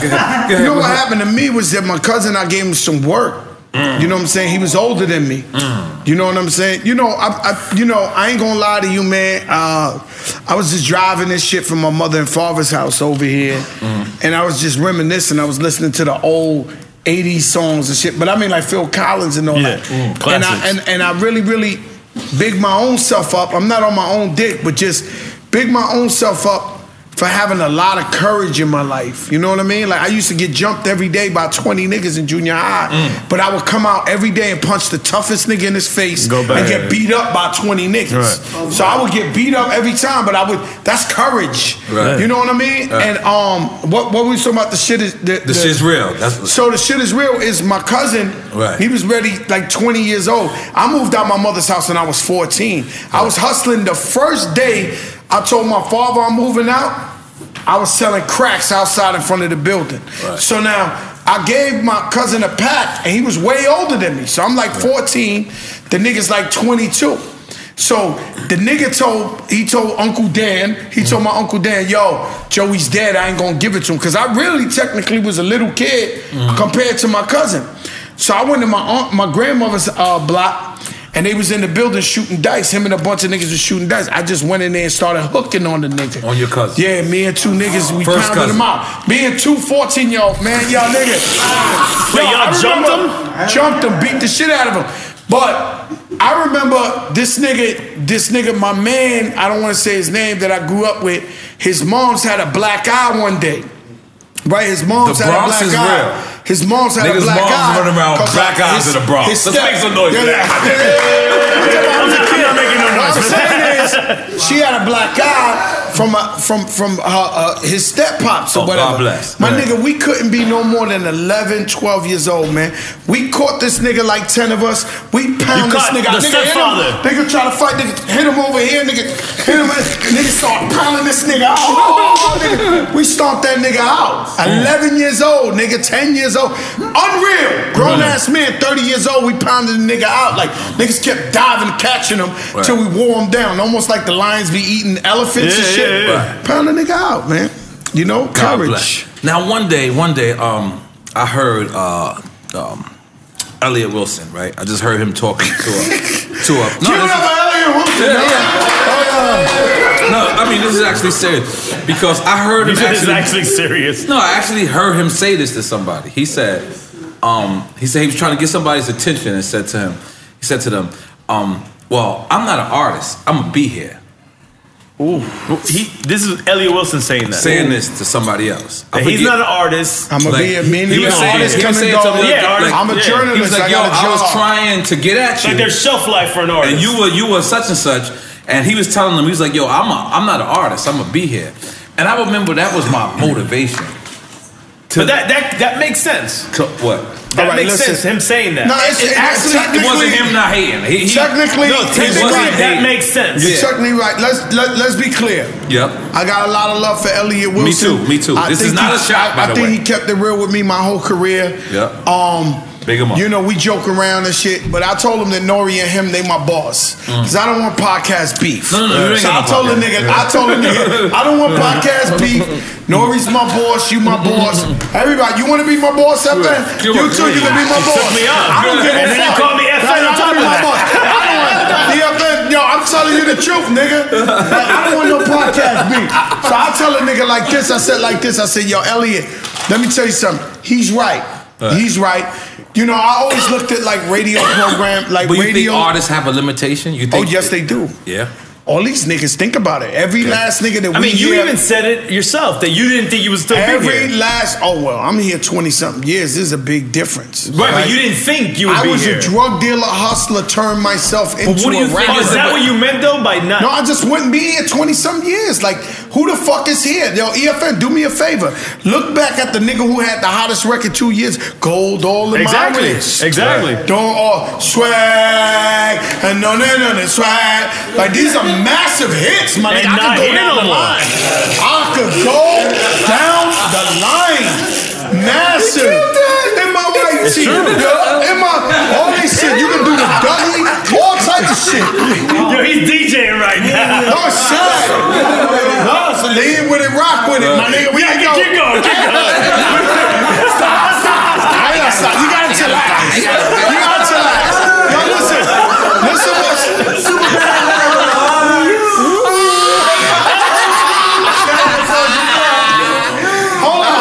Classic hits by Fat Joe. Hey, yo, listen to what I'm saying. What I'm trying to say is, now let me give you the Fat Joe politic view at that. Yeah. It's a dream come true to be a one-hit wonder. Think about it. By itself. My nigga, it's 10 million niggas rapping. By itself. There's niggas that's still 40 years old who never had a record in their life, only demos, still sleeping on their wife's couch, refusing to work because they think they're rappers. So you got 10 million niggas trying to do this. Imagine one day you have a hit and you actually go on award shows, you see the niggas you like making tons of money. One hit wonder is like the biggest blessing in the world. Absolutely. You know, and a lot of niggas... Gucci gang, Gucci gang, Gucci gang, Gucci gang, Gucci gang. We don't know now. We don't know. We don't know. God bless him. I just happened to start wearing Gucci since then. Let me tell you something. Who's that again? I don't know. Nigga name is Gucci gang. Is that the little white kid? No, he ain't no white kid. No, I'm saying I seen that little video. He's from Miami. He's from my neighborhood. Nah, he ain't from Miami. Who is it? Who is it? Fat Joe would have had him in his living room. Twins. Who is it? Crazy. What's their name? Little Bump is not from Miami. You bump. Oh, that's Little Pump? That's Little Pump? You fix me a drink, bro. He's from Miami? Oh, Joe, you dropped the ball. Listen. He's from Miami? Didn't Khaled just sign Little Pump? Yeah, I seen Khaled. Listen, we gotta stop. Listen. No, Khaled had a crazy meeting with him. All right, the person I thought my money was on thus far was Young and May. Like when she had that like I was arguing with 10,000 niggas like, no, she coming again. She gonna have it. I might fuck around and give Young and May a hit myself. You have to. Because I want to see her. I think you should. Yes. I might. Matter of fact, I'm gonna announce that on the Drink Champs. I'll make her a hit. Right, let's go. For real. Let's go. I think she's dope for hip hop. She's very dope, I think she's a beautiful person. And she's a vegan now. She lost weight and everything. She was a vegan. I mean, I don't know what that has to do with anything. I'm just saying. Every time I turn around, they want to turn vegan. My nigga, like, she turned vegan. What's going on out here? She turned vegan. I saw CeCe Sabathia. He was dumb skinny. He was like, yo, I'm vegan. Nah, I can't fuck with the vegan. Hey. I'm a pescatarian. You a pescatarian? Nah, I can't do too much mercury, man. Absolutely right. Doctor said I got too much mercury. No, you're right about that. Because we eat lobster and all that shit. What the fuck is mercury, though? It's lobster. You gotta chill. Fuck mercury, alright? Why you got beef with mercury? Why you got beef with mercury, son? Nah, man. These niggas try, I thought, eating seafood and all that was best for you, but then the doctor told me, it's bad. you got too much mercury. So for like 2-3 months, I've been off the seafood, my nigga. It's dumb whack eating off the seafood. Now, one thing that's a different appearance about Fat Joe, I know you 25 years. Fat Joe's never had a beard. Oh yeah. Is this the beard I'm loving for the the shit. movie? Turn my wife on. The movie? Yeah, I got a couple of phone calls from her talking about, damn, Poppy, you look good, this, that. Yo, this, that. You know what I'm saying? I've been 20 years, my nigga. So a nigga had to come up in there with the motherfucking beard. Because the first beard was like makeup, right? The first beard wasn't real. It wasn't makeup. What it was it Beijing? It was Beijing, I think. No, it wasn't. It was a profession. Nigga, I did a movie. They forced me to have a beard, so every day the nigga was throwing the fake shit on me. That shit the worst. 2 hours of a nigga giving you a beard, shit all stuck to you. So you said, fuck that, I can grow my own shit. So under the last day of the graduation, don't want to tell you about the movie, but it's called Night School. Shout out Kevin Hart, Will Packer, Tiffany Haddish. We shot the movie together. I seen the behind the scene clips y'all would put on Instagram. Yo, my nigga, that's what that was. It saved my life. I was like, Fat Joe with a beard? Yo, my nigga ain't taking me to Hollywood. Joe, stop hitting the table, please, bro. So I'm sorry. So with the graduation, they said, all right, grow a little beard. And then we gonna take off the fake one, so maybe you can't, you got the, and then I liked it. And then I got mad compliments, and I was like, you know what, man? I'm gonna keep the motherfucking beard, but I think it's alright though. Nah, I'm just asking. It's a lot of maintenance. You gotta have a barber in every state. Every state. You know me, I'm a ñático. In Spanish, that means like I got a problem if I got one piece of hair on my head or something. So every day I gotta shave. So you don't got ñático. So you don't got Rich the Barber with you? He too expensive. Rich the Barber's rich already. He's with Bryson Tiller. Bryson Tiller. We gotta keep finding. We the new record labels. We gotta find new young talent. Barber. New young talent barber. When your barber gets a beamer and all that shit, you gotta move on to I heard Rich Barber. Hold on, he's the richest. I heard he got a full court basketball court. No, he's the richest nigga in the game. Who? The barber. Rich the I heard barber. he got like an upstairs, downstairs basketball court. But he's part of management with Bryson Tiller. Bryson Tiller. That's what and he actually discovered Bryson Tiller. I heard that. And then he got this guy, Life of the Party. I believe Canada? that's his name. Party. No. Not that one. Party from upstate New York. Ooh, he's an ill. You don't know him yet, but he's an ill. His album is crazy. So Rich manages him too. So he's a good dude. That's what's up. Big up Rich the Barber, man. You know you family. We believe in everybody starting somewhere and moving up to another level. Absolutely. Who else you want to bring up? Big up Tory Lanez. He just hit me today. Oh, you got in touch with him? We got something brewing. Yeah. He hit me today. You know he's what I'm saying? He's a leader of the new school. Yeah. He's a young nigga that's spitting that shit that we like to hear. And Tory Lanez, you're saying? Yes, he is. Yes, big him up, goddammit. I think we should make some noise. So Fat Joe, how does it feel like when you see a new guy, right? Mm-hmm. And this new guy knows your reputation. He knows your hit selection. Mm-hmm. And you proposition him to do a record. These guys drop the ball. They don't do it. And then when they don't do it, then they fucked up and then they come back to you. I kill them. How's that conversation? I'm killing all these niggas, N.O.R.E. All right. Tell me. Right now, this is about legacy. Do you want another legacy. shot, Tiger Bone? I think we should just one more. One more. That's I'm going to visit my mom's after this. She never smelled liquor in my mouth. Don't do that to us, man. One more Tiger Bone. All right, that's what I'm talking about. That's what I'm talking about, baby. Look at the Dominican Tiger Bone. Check this out. Yes. That's Dominican? No, hell no. It's Chinese. But it's the way he pauses is Dominican. Oh, yeah, Paco, don't hit the table no more. Okay, I'm so sorry. I'm going to have to regulate all you guys. Please regulate. My godfather's Dominican. But what I'm saying is, how does it feel? Really? Your godfather's Dominican. How does it feel like when you see somebody that you know that you giving them, because a lot of people. Yo, like, right now, Fat Joe. Wait, let me finish because you know what it is? When we older in the game and we're talking to new artists, sometimes we're giving them a lane that they don't understand that we're giving them neither. Trying to talk. So they just think that we're taking their lane. So like, has there ever been somebody who fronted on you and you knew they shouldn't have, and then you got them back? No, what happens to me is I'm just so blessed that I know how to make music, and my shit, half is making the hits, the other half is knowing the business. So, I got a mean radio team, I got a mean video team, we self-funded. So I don't have to look at no nigga talking about, yo, did you put the money up for the radio? I put my own money up. So can't nobody front on me. I go to war with all these niggas because everybody got green. But was there an artist Listen that you what I'm wanted saying to work to you. with? These niggas, you know what I mean? I make them pay for it. I inflict pain by them continuing to see me drop top 5 records in America. They got no choice but to swallow me. You know what I'm saying? These niggas, pause. These niggas is over. No Puff Daddy. That must be a new one. No Puff.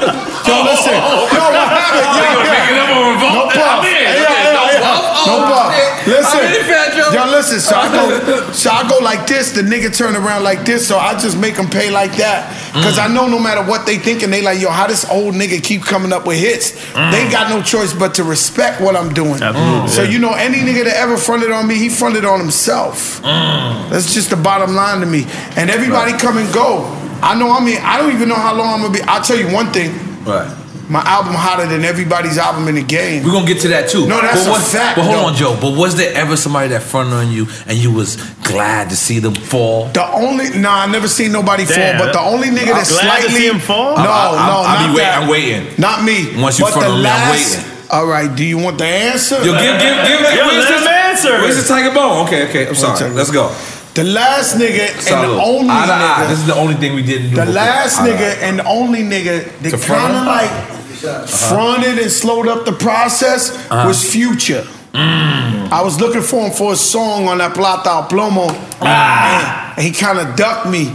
So he kept like, and I'm not, I got a lot of, nobody really ducks me. So I got a lot of pride. So I was like, all right, my nigga, we good.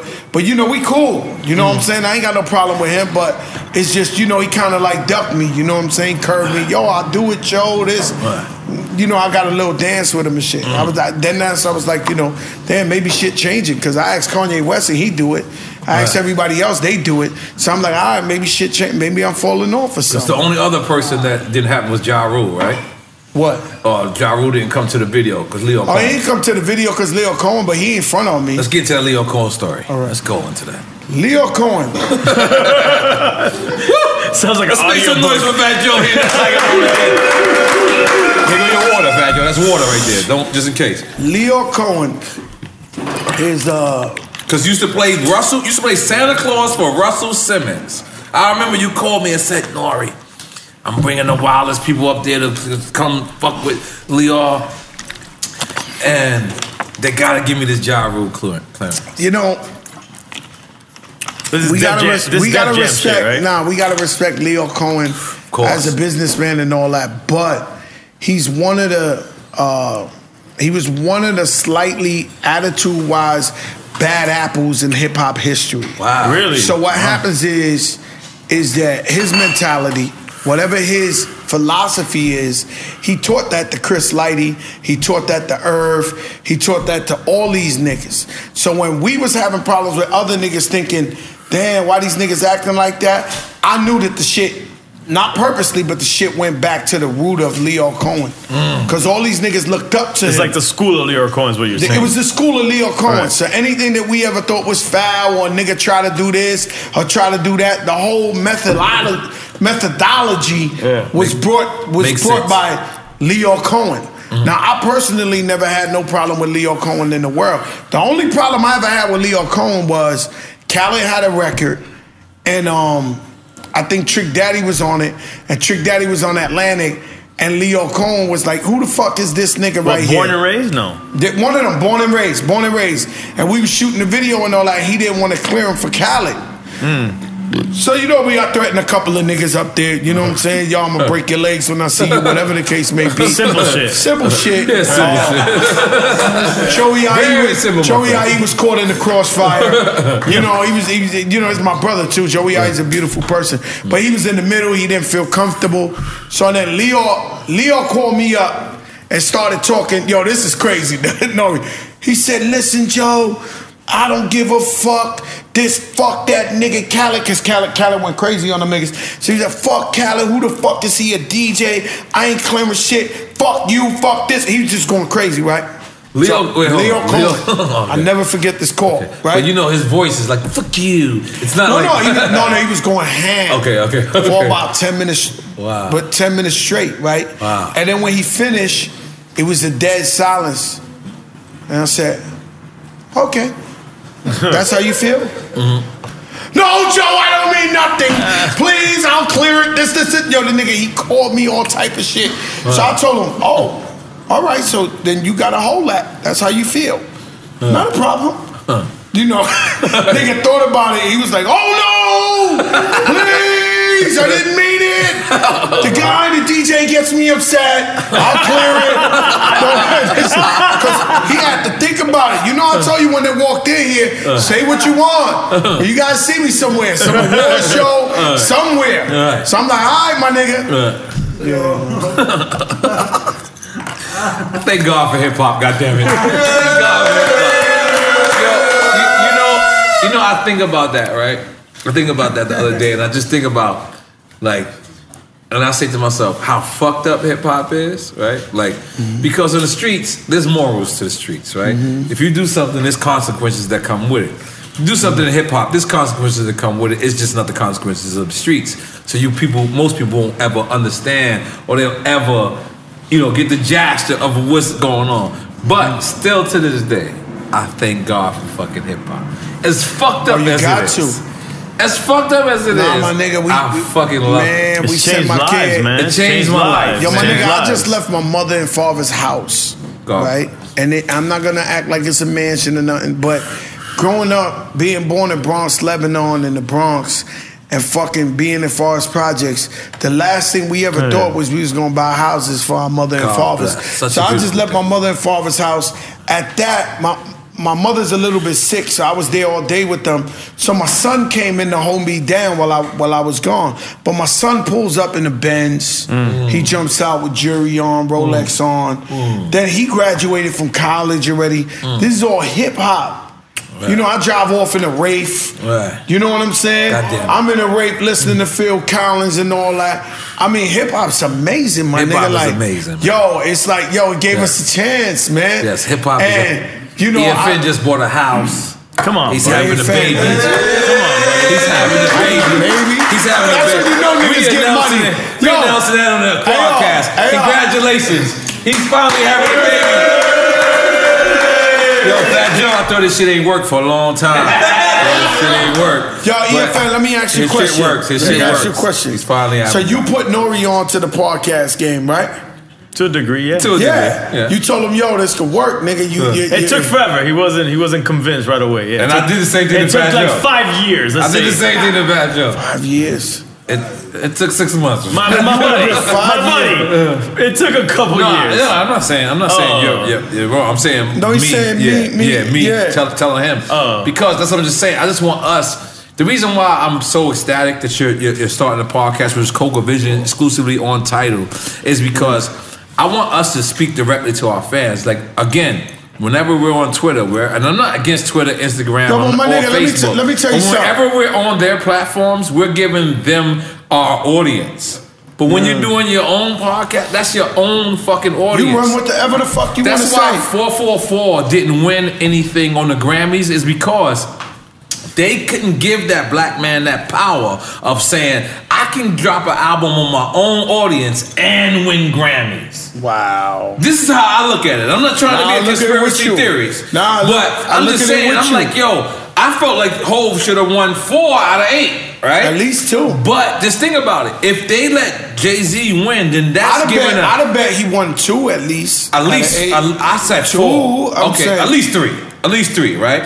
So the fact that he won none, I feel like that's them sending a message saying, "Listen, motherfucker." Oh, so it's a lot of messages. Them sending a message saying, first of all, the Grammys, beautiful event. That's about it. But the Grammys never cared about hip hop. They don't care. They still don't care. Yeah. So now, hip hop music is the #1 most selling music or listen to stream music in the whole game worldwide. That's why the Grammys had to pay attention to it this year. Now, on top of that, you know, so they had all the hip hop there so they could get the ratings or whatever the case may be. They nominate Jay-Z, but then again they give the award to Bruno Mars, who's like the whitest black nigga up on the Grammys. Right. So and we love Bruno Mars. We gotta give it to hip hop. We love Bruno Mars, but for a fact he's the whitest black nigga up there. Right? So now you turn around, it's a fact. So he up there and they like, all right, we gotta give it to somebody. Let's give it to the nice guy. The nigga like this and that. So it's always, man, you know, I love the events around it. I love the brunches. I love the this, the that. I love all events. And the food was good at the brunch. The food was amazing. Okay, good. Fantastico. Fantastico, okay. But my thing is, besides that, it's like, you know, I always think, whenever I think about the Grammys, and I'm honored to be nominated for 7 Grammys, but I always think about Chuck D. Who gives a fuck about a goddamn Grammy? That nigga Chuck D was the smartest nigga in hip hop. Are we gonna make the Frannies? The Frannies? On Tidal? That ain't nothing wrong with that. Where we give niggas awards. We give niggas awards. Let me tell you something, N.O.R.E. Mass Appeal did something actually this Grammys too. I want to tell you something, right? Yeah. And so we need our own Grammy. No, you right. But let me tell you something. The reason why you work, the reason why I work, we're doing podcasts. So basically, the game, if you look at Joe Budden, same thing. The game is elevated. Big him up. Come over to Revolt if you don't want niggas all in your video. Hey, listen. You don't want niggas all come over to Revolt, Joe Buttons. It's all good.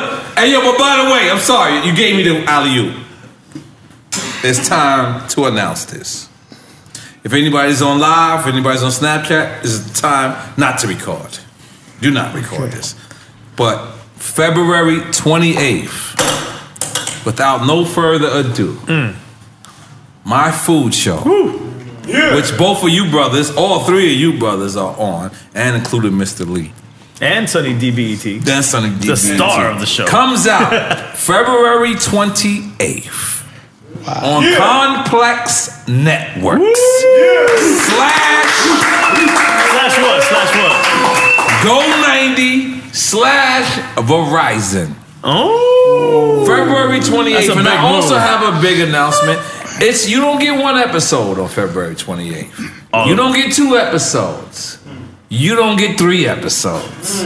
You get all 8, motherfucker. So you can binge watch this shit like a Netflix shit. That's how you supposed to do it. I got my first. This is my passion. Food show. So a lot of my fans who've been listening, our fans, Drink Champs fans, they've been listening. Y'all been hearing me speak about On-the-Run Eating, but I just want to tell y'all that On-the-Run Eating took some time to make because it was $275,000 an episode. Not telling you I got $275,000 an episode. I don't even think you should have said that right now. What I'm saying is, it was a Hype Williams video every fucking episode. The reason why I'm throwing up, it was well produced. So listen, so February 28th, if you're on the right, I'm proud to announce on Complex Network this Thursday. Let me tell you something. The press release just came out this Thursday. You want to know what's sad, man? Yeah. What's sad is, why can't we be happy for our friends, man? Yes. You know, it's one of the saddest things they said in the world. A cliche is, it's the ones closest to you. That's terrible. It's terrible, man. It's terrible. Because whenever my friends win, I celebrate it. Yes. From the bottom of my heart. Yes. So I'm like, yo, my nigga won this and this and that. My nigga, you know, and I'm like, you know what I'm saying? I'm gonna be honest. Yo, I be happy for niggas. You know what I give props to for that? One of the first people I seen to celebrate it in public was Rick Ross. When I seen Rick Ross like just rap Khaled, and I was just like, I thought that was dope. Like I just thought it was dope. And well, Rick Ross always been a good guy. I mean, me and you been doing that with each other forever. But I'm saying we ain't living the millennium times where we had Twitter and all that. Like I just would go to FJ 516. No, we just gotta all celebrate. Nobody would have a picture of it. If our friends win, we gotta celebrate our friends and be happy for them. Yes. Don't deal with jealousy, man. Find your own way. Find your own route. You know what I'm saying? Like let's be happy for our friends. Because sometimes I be seeing shit and then it be feeling like, damn, is these niggas really my mans like that? Because niggas don't be happy for a nigga, you know what I'm saying? Right. You gotta be happy for a nigga who got up off his ass. You know, we was all born in this world naked. With nothing. You know what I'm saying? And every man went out there to do what they had to do for themselves. We gotta rep each other as a brand like we own it. Nah. Fuck I everybody, N.O.R.E. Like I own it. Fuck all these rep Crazy niggas. Hood like I own it. I rep that. I've been repping Crazy Hood forever. I've been repping Terror Squad forever. And it's vice versa. Y'all rep my companies forever. And that's, I mean, I don't. Yo, where's your Terror Squad chain? You got stuck up for the chain? I don't get stuck up for that. I'm a shooter, fam. I don't know if you know. You know, I don't call people. Yo, let me tell you something. I don't call people. Let me tell you something. We've all been asking ourselves the same questions. How can a case this famous be unsolved? From a director of The People vs. O.J. Simpson, American Crime Story, Unsolved, The Murders of Tupac and the Notorious B.I.G., a limited series event, airs February 27th at 10 p.m. Eastern, 9 p.m. Central, only on the USA Network. Again, check it out February 27th at 10 p.m. Eastern, 9 p.m. Central, only on USA Network. Hopefully we get some new facts on this. I'm pretty crazy, you know. I'm a rehabilitated crazy guy, but he's a crazy guy. I know you're a crazy guy. Every now and then, yo, I'm a shooter, Joe. Like I used to be skinny. I'm fat now, but I used to be skinny. I used to be a shooter. No, you're skinny, bro. Come on, relax. Don't say that. Don't say that. I'm working hard. I'm working hard. I'm working hard. Can I get a Terror Squad shake? Yeah, we gotta relax. We gotta work on that. We gotta relax. We gotta relax. Yo, I'll buy myself though. No. We gotta relax. You gotta relax. You gotta relax. You gotta relax. You gotta relax. You gotta relax. You gotta relax. You gotta chillax. I love you. Nah, we love you too, man. You gotta chillax. Yo, Fat Joe, I want the people to know. First off, what is this? Who brought this over here? What is this? Man, somebody caught a check for that wine. Yo, Notorious Big. Yo, that shit came with the that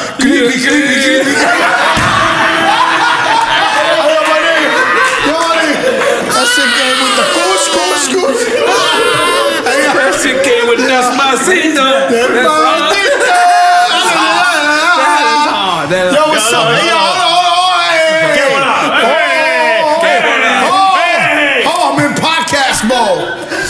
Yo, what's up with this nigga, with Daddy Yankee, man? Ain't you the nigga who discovered Daddy Yankee? Yeah, that nigga ain't called me since. Ever since that nigga did BET Awards and said, that's it. I went too far? No, it's facts. No, it's a fact. What Nah, but that's what I meant. Listen, you got me telling you my life story. But Daddy Yankee's a pioneer. In his own he's a right. pioneer, definitely. You know what I'm saying? No, he's a legend. He's a legend. I love him. I was playing around. Big up him, N.O.R.E, Tego, everybody that I had that little No, but run Daddy with. Yankee ain't as loyal as we would like him to be. We would love him to be a little bit more loyal to the New York movement. What about Tego? I would love him to be more loyal. What about Tego? Tego was loyal too late. Because Daddy Yankee, he became loyal, but it was late. Came because Tego, like damn, Tego came loyal. It is 2 months ago, nigga. You got it. We had to give it to Yankee. Now he's gone. He's gone. Let me tell you something. See you later, Yankee. I see you. I got it. I get it. You can't come back. My story with Daddy Yankee, right? Yeah. He used to be the dog. My story with Daddy Yankee, breaking reggaeton news, right? My story is when I used to be in the Bronx, he used to hustle. There's no doubt. He used to hustle on Fordham Road. We never knew this. Oh no, he used to sell drugs on. He was selling drugs. Yes, off of Fordham Road. I would have never thought that. Yeah, me neither. Right? Nah, I know it for a fact. I remember who he used to hustle for too. He's locked up for life. But he used to come to Jimmy's every Friday, and he'd be next to me before we knew what reggaeton was, and he'd be like, yo, you are the leader. You are the leader. You are the leader. He wouldn't stop telling me I am the leader, right? So I'm like, yo, chill. And then, Big Pun, Double Platinum. We up in there making movies. You in there, Jimmy's. You are the leader, Fat Joe. You are the leader, right? So I'm like, boom. So we always showed the nigga love, but we didn't understand reggaeton like that. But we showed him love because we see him in Jimmy's every week. And I remember when I first went to Puerto Rico for the first time, the nigga was running with me. You are the leader everywhere around Puerto Rico. Next thing you know, the nigga throw out the gasolina. Mind you, Lean Back is out too. Lean Back's number 147 weeks out of 52 weeks. Like, be clear. My shit ringing, but the gasolina was ringing too, right? I was so happy for this guy, right? So I remember I went to one of them reggaeton concerts with me, with you, and I'm sitting there, and the nigga sitting in the room right next to us. He's standing right in front of me, and the nigga acting like he don't see me, and he was like, "You ain't the leader." And I was like, yo, he broke my heart so bad. You were not the leader? I was not the leader. Two things. I was not the leader anymore. Gasolina came out after Mi Canto, though. No? Okay, I'm gonna let Fat Joe finish, and then I'm gonna answer that question. So, but I got two things. He said, you're not the leader. Right, I couldn't believe, he broke my heart. This guy been chasing me for 8 years, calling me the leader, right? So then when he had his song, I wanted to jump up and down, be like, yo, my nigga. And he was like, that's the nigga that fronted on me. Like you told me at the beginning of this, I asked you that. Whoever fronted on you, he fronted on me hard. So I was like, oh my God. I said like this, boom. So then I walk in the store in the hood maybe like 2 weeks later, and the nigga walks in while I'm buying some sneakers, and he was by himself. So the nigga tried to say what's up to me. I was like, yo, my man, get here with that shit. Nigga tried to say what's up to me. Seen you up, and he was like, okay. And the nigga got out of there quick. But I couldn't believe it, man. So for years, you know what I'm saying? I ain't really rock with the nigga because I was like, yo, I couldn't believe it. He broke my heart. And recently, because of Puerto Rico, we teamed up to help Puerto Rico and everything. We all, whatever the case may be, but he switched up on a real nigga. So did it come out after Oye Mi Canto? Actually, that's a has question better than me. What was your question though? First is, I believe Gasolina came out after Oye Mi Canto. No. He was fine. Oye Mi Canto was already out, and Gasolina was already out because that was my favorite to offer him. My favorite to offer him was I'll do Gasolina, and he couldn't believe that I knew Gasolina was out. But mind you, I'm connected to Puerto Rico for real. It was out in Puerto Rico, but underground. So when I said to him, yo, look, I'll do Gasolina, he was like, what? You know what Gasolina is? And I was like, all right, cool. And I already had the verse because I was really into reggaeton. He hated that I was into reggaeton. I hated reggaeton too. Mind you, I hated reggaeton too. They're too cute. I hate it. So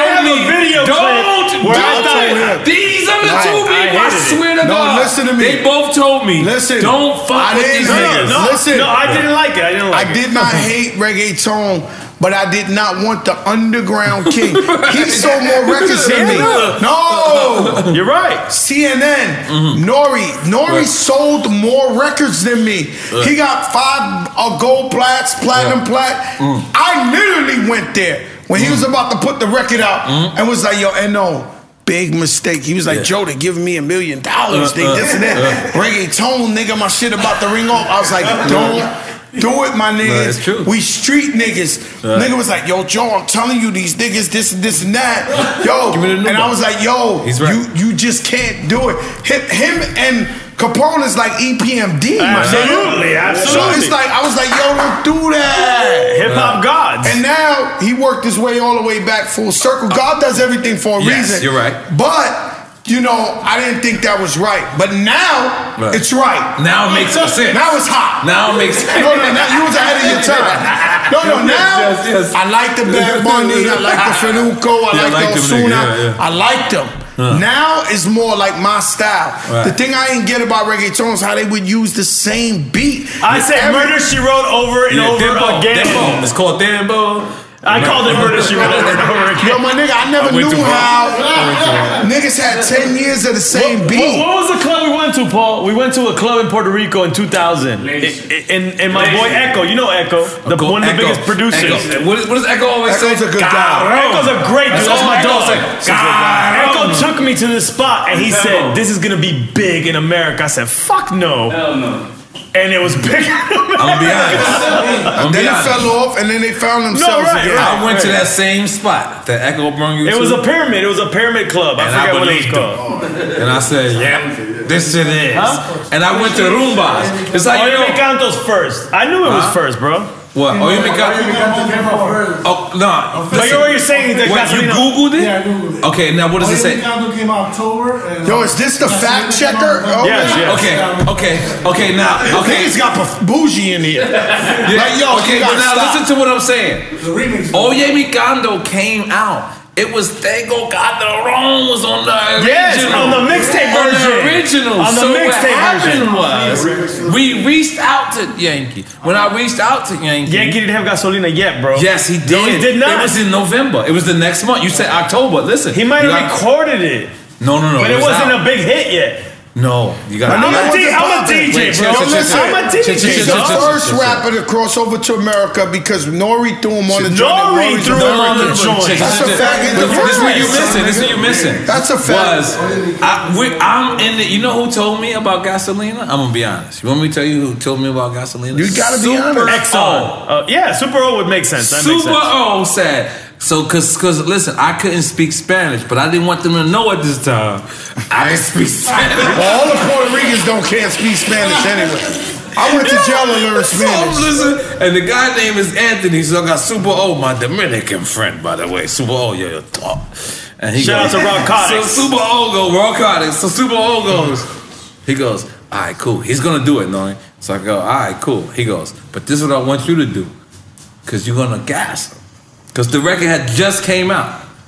But it wasn't big yet. No, it doesn't matter. The but record, I'm saying that's what it the does shit matter. made him. It brought him in because it had just came out and I knew about it. I'm fucking N.O.R.E. You caught him early. I'm platinum in my world, nigga. But your record popped off first. No, it's not about my record. I was platinum in that world. What the fuck are you guys getting at? We're talking dumb shit right now. What I'm saying was, when I said to him, apples to apples, apples. When I said Gasolina, it made him like, wow, because nobody had heard of that. And for me being in America, none of those records crossed over. So when he had a real hip hop nigga telling him, that's my point. And big up Daddy Yankee wherever you at. I looked at you on the Grammys the other day. I sat there. I was proud. Despacito, you had the baddest chick walking down. The baddest chick walking down. No, they should have won a Grammy. I feel like y'all should have won. I'm Puerto Rican. They should have won a Grammy. The biggest song. That was big. That was performance. You know what I'm saying? So I haven't spoke to Daddy Yankee in 5 years. No, you know I saw Daddy Yankee recently. No, I have not. He showed me no love. But I mean, I don't think he remembers me. It's okay. From hanging out with your EFN side. No, he was in first class with me on the whole flight and looked down at his iPad the whole time. This is one of the most gas niggas ever lived in the planet. He could star in Gianni Versace, my nigga. The only reason my nigga, y'all gotta stop. Listen, nigga. The only reason because you brought it up. Because he brought it up. This is what happened. First class flight to LA when we was about to do Drink Champs in LA. He's the whole flight right next to me.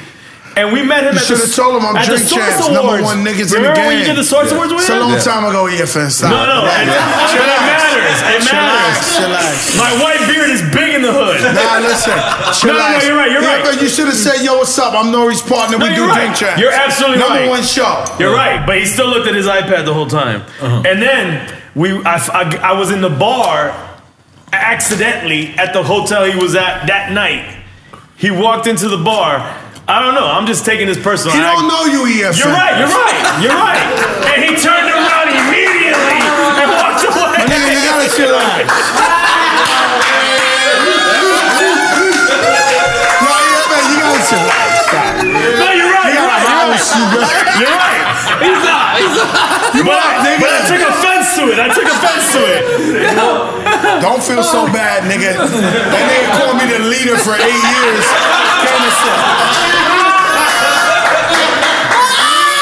That nigga was like, bandolero. My nigga. I'm sitting there like, look, what's the record? Que bonita bandera. Que bonita bandera. That's my nigga. That's my nigga. We was the kings then. Then the niggas got all the niggas. Big up to Daddy Yankee and all that, man. Niggas. I'm sorry. Did I say that out loud? Why you say that? I'm saying. Felt like it. That's the alcohol. It felt right? Come on. Hey, listen, we gotta mute that one.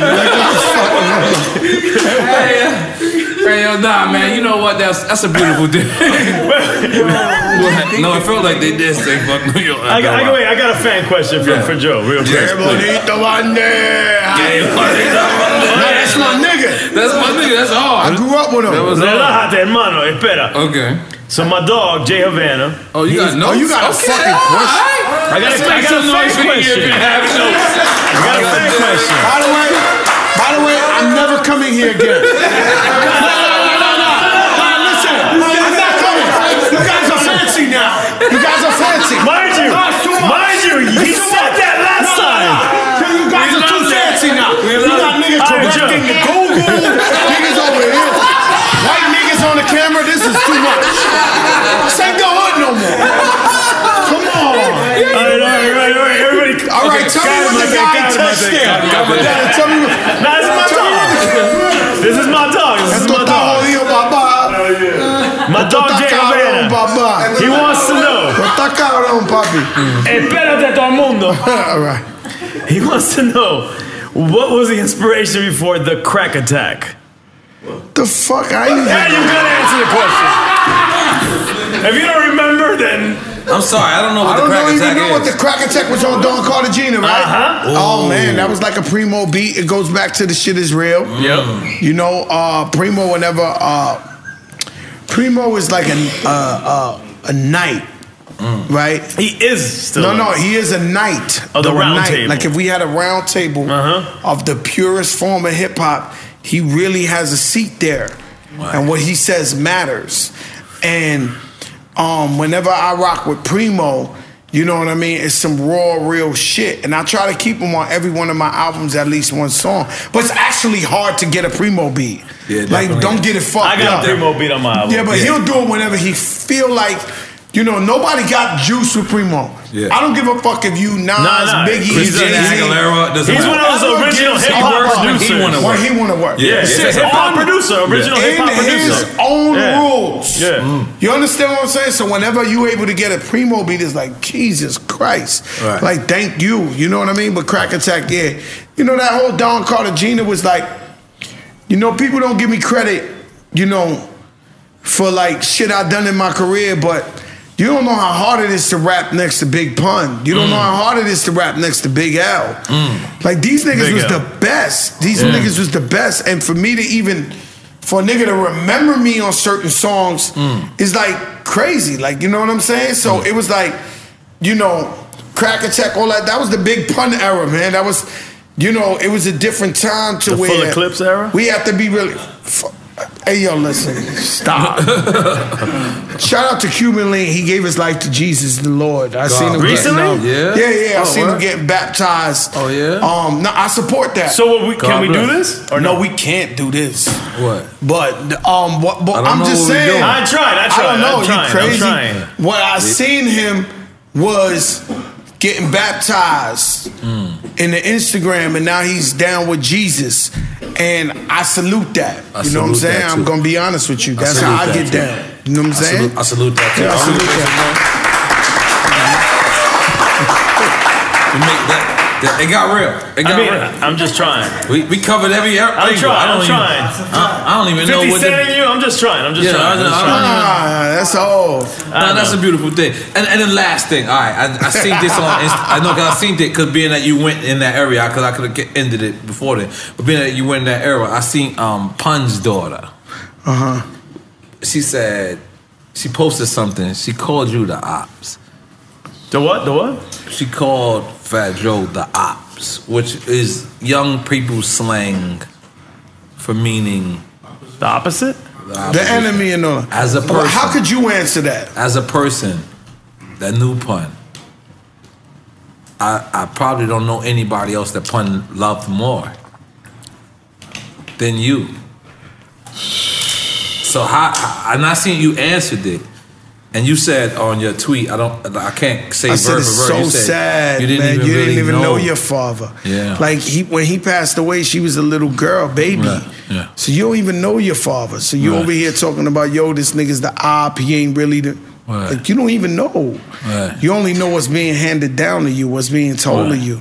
It's sad, man. You know what I'm saying? Because the love, you know the love me and Pun have for each other is unbreakable. It was unbearable. This ain't a front. Right. You know what I mean? I don't make no money off of Big Pun. Right. At all. Since he died, I don't make $1 off of Big Pun. Right. Not a fucking dollar. You don't see me out here making Big Pun the greatest hits, Big Pun reggaeton, Big Pun this. I don't do none of that, B. I don't do none of that. You know, niggas be pimping niggas. I wouldn't do that. It's a million. I don't even want to go there. But let's just say I could have did all that. You know what I'm saying? Try to sell Big Pun shirts and all that. I never made $1 off of Big Pun. All I ever did since he passed away was try to preserve him in hip hop and big him up and try to make him the best way. And then even like if we want to go there, even like I watched his son's last video, he shows his father beating up his mom. He don't even know. That kid was like 3 years old. Where do we get this info from? You understand what I'm saying? So and I'm just like, damn, my nigga, like, yo, you know, the only reason we paying attention is because you is my brother's son. The only reason, you know, niggas is tuning in is because you are Big Pun's son. Don't shit on my nigga. That's the problem I had with the moms. Don't shit on my nigga. Like, you know, we all got personal problems, my nigga. Everybody got problems in their family. We ain't all out here broadcasting that shit. You understand what I'm saying? So now a guy like me who's telling you, yo, let's not ever disrespect Big Pun's legacy. Say, I'm the ops. Do I sound like the ops? You know what I'm saying? I don't get it. You know what I'm saying? So the shit, you know, I vowed to never let niggas get me mad again on some Big Pun, because it really used to bother me. It really used to fuck me up because I really love this nigga. I went through depression when this nigga died. You understand what I'm saying? So for niggas talking, they don't even know, B. Like me and this nigga would have jumped off the roof together. The roof, we'd have killed the whole club together. 200 niggas on CNN, me and him. 200 niggas, we'd have killed everybody and been on CNN. So I don't know what these people are talking about. They don't even know what they talking about. They getting like 30th down hand information. They don't got real information. You understand what I'm saying? So I'm just like, all I can say is, by the way, this is my brother's daughter.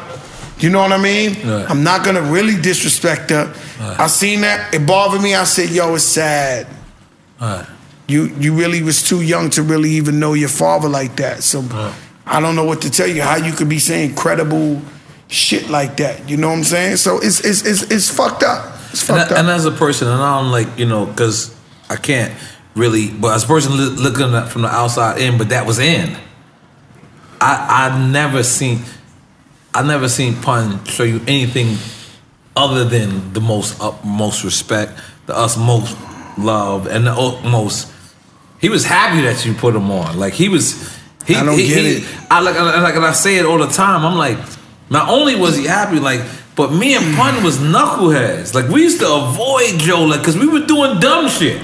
Like me and Pun would be doing, like, we were younger, so we would like hiding shit from Joe. What I'm saying is, you don't hide something from somebody you don't respect. Like a father figure. You know what I'm saying? Like you don't, like you. That means that was that much respect that both of us had for you. Like we wouldn't get high in front of you because I remember. You know, I was. You know, when I started rapping, you know, I wanted to rap. I had to go to amateur night at the Apollo. And I had to battle 100 niggas on stage. Mind you, I was like a drug lord in the Bronx at the time. So it was almost like playing myself because niggas respected me so much. And to go to the Apollo and perform there amateur night and win. I won four weeks in a row. That's where I met Red Alert and gave him my demo. I remember going to Ralph McDaniels to give him my music. I used to have to walk 31 flights of stairs up there. So I paid my dues. And now when you flip around and you say, all right, Joe, you in the game. You the only Spanish nigga winning. And then you meet another Puerto Rican nigga outside the store who's 1,000,000 times better than you. And you turn around and play the back seat and let this nigga... And then this nigga get rich, cause yo, let me tell you something. You can hear all the poor stories you want. As far as N.O.R.E. know, he was rich. Yes. Yes. Right? Yes or no? Yes. And I've been thinking myself. My experience, yes. So when I tell you earlier, yo, when I die, I want y'all to know I'ma die fly. Pun die fly. Like this nigga had 20 Benzes, 20 motorcycles. He had shit he couldn't even use. So when I'm sitting there, I'm like, yo, this nigga did it till the wheels fall off. You understand what I'm saying? So, you know, I'm like, damn, that nigga did it big. But to just let you know that I took my time in this industry to help a guy like Big Pun because I knew Latinos needed him for the culture. To help a guy like DJ Khaled who's filthy, fucking rich, and I'm waiting for a steak. I'm waiting for a present. Fish sandwich, something. Khaled has transcended more than fried chicken. He owe you a fish sandwich. Could he give me something? Some Juni's reggae food. You need a Wraith with a fucking microwave. Bow tie. A Wraith with a microwave. What can I get? A helicopter. Nah, a helicopter. Yeah, now we going there. Now we yo, my nigga, nothing, right? So then let's just say a Big Pun. I mean, a Big Pun, a DJ Khaled. DJ Khaled employs maybe 100 people. Right. You know, Big Pun gave birth. He still gave birth to his son and his family. Whoever's making money off this nigga, right? Then you turn around, you say Remy Ma. That's the most beautiful thing of your career is when people look at Pun and if anybody ever, like, you know, accuse you of doing wrong by Pun or doing anything, then they can sit back and they can look at Remy Ma. Now, Remy Ma had all the time in the world, 7 semis and 8 winners, whatever the shit is, to be mad at you. But she came home and she showed love to you. That should be the story of how it reads. It's because all right, cool. If that's what y'all think, look, this is what I do. Proof This in the is pudding. the proof. Yeah. This is in real life. This is in real time, and we doing it again. You know, we discovered Cool and Dre. Dre is looking like a star. I seen her somewhere, and she was like, "What? My new album?" And I think she got her deal somewhere. She got millions somewhere, and she's like, "My brother Fat Joe is executive producing it," and I'm like, "That's how my brother's story should be reading right there." That's how it always was, though, because even when Pun was alive, the unity was out of control with us. So we were so unified. You know what I'm saying? So it went wrong because the wrong people try to tell a story and mix it up. Right. But you know, that's why we big up Cuban Link for going to church. And that's why listen, time out. Yo, that's why we big up. This is the second time I heard you big up Cuban Link. For going to church. I'm telling you. I like it, Joe. Because maybe he'll tell the truth now. Right. Maybe he'll finally tell the truth. Can I tell you? No. If a nigga going to church and a nigga this is the best thing that happened to me because I'm a God-fearing. Let me tell you why I say this to you. I'm a God-fearing man. I never go against my God. If he's really converted and he's really in church, tell the truth, my nigga, now. Now you come out and tell the truth. If you want to really be wholesome and you want to be, tell him how I looked out for Pun. Tell him how I looked out for you. Tell them how I didn't cut your face. Tell the truth now. If you're really a God-fearing guy, give us a breaking news for one and say, you know what? I found the Lord. I seen the vision of Jesus. And guess what? All these years I've been accusing the Joe of shit that was a lie from day one. You know, maybe he want to try that method. Now, because you're in church, right? Right. Like Malice. Malice is in. Malice. Let me tell you a story. So was it when you had the fallout with Link? He came. You know, Terror Squad. Everybody was affiliated with Khaled and Bugga and the promotion teams and all these guys. And so when the fallout happened and Link was promoting his own project, he came to do what project? His solo. We never heard it. He wasn't signed to us. No. I never heard from him after he wasn't down with us. He was touring. I never heard from him again. I'm saying he was doing shows. He was pushing something. Yeah, so he came to Florida and he had dates in Florida, and nobody wanted to be his DJ. I mean, this is the way I'm taking EFN, you could have got hurt. If you DJ for I did. For Cuban I did. You got hurt? No, I didn't get hurt. I didn't. I'm gonna tell you what happened. Because damn, we chased them a million I'm telling times. you what happened. I'm telling you what happened. Every time we seen them, we chased them. They came to me, motherfucker they said nobody's DJing for him in Florida. EFN, will you do it? And you said Cuban, Afro-Cuban. You got to I did. Good for you, man. I did it because I had no problem with him. I had no problem. I didn't know what the fuck was going on, and I'm like, you know what? I'm not scared either. All right. Because I don't know the situation at that point. Could have been bad. It could have been. But I'm just telling you that we was hot heads, man. I know. Listen, I was around you guys. You guys were coming around DJ Raw. I was there. It's not like I didn't know. Yeah. I knew. But it's Cuban shit. No, it's not that it's Cuban shit. I mean, yes, it was kind of Cuban shit. Nigga. Now. I've always been Cuban, nigga. My father Cuban. You want to go be my fucking father? I was listening to the album today. I try to introduce. I try to bring him Thanksgiving to my house. Remember I called you so he could meet my father and all my Cuban brothers and sisters? I heard his whole album. He was mad as I'm not Cuban. No, the nigga was something else, man. Same thing here. My father's stubborn, Same thing here. But the point is, super hard body. There's a point. The point is, you DJ for Cuban. You want to get that off your chest? No, that's not the point, bro. Coño, hermano. Point is, you cleared it up with 50. We would like to see some unity. No, what I'm saying to you is can't be unity on that level. What I can say, and I respect it. I respect how it goes down. Because the problem is, it's a wound that's so bad. Like, these people try to destroy me. I'm tired of talking about this and say this story. You don't have to. So you got a guy who helped these people. You got a guy who, the only reason we even know these niggas is because of me. You got a guy who bought a nigga. By the way, for Cuban Link, I lost my record label, the $10 million deal. I lost it for him. What? I spent what with Atlantic. I spent $1.8 million on this project. The nigga had Pink on his album, DMX, every nigga you name. I was paying the Neptunes for his shit. I bought him a house before I even owned the house. I bought him an NSX because I couldn't fit in it. Now, I took care of this nigga better than I took care of myself. And for this nigga to go 360, the problem is, me and him had a conversation after he got his face cut. And what he told me was, Joe, I know you would never do this to me. Ever in your life would you ever. There's no question I know you ain't do this.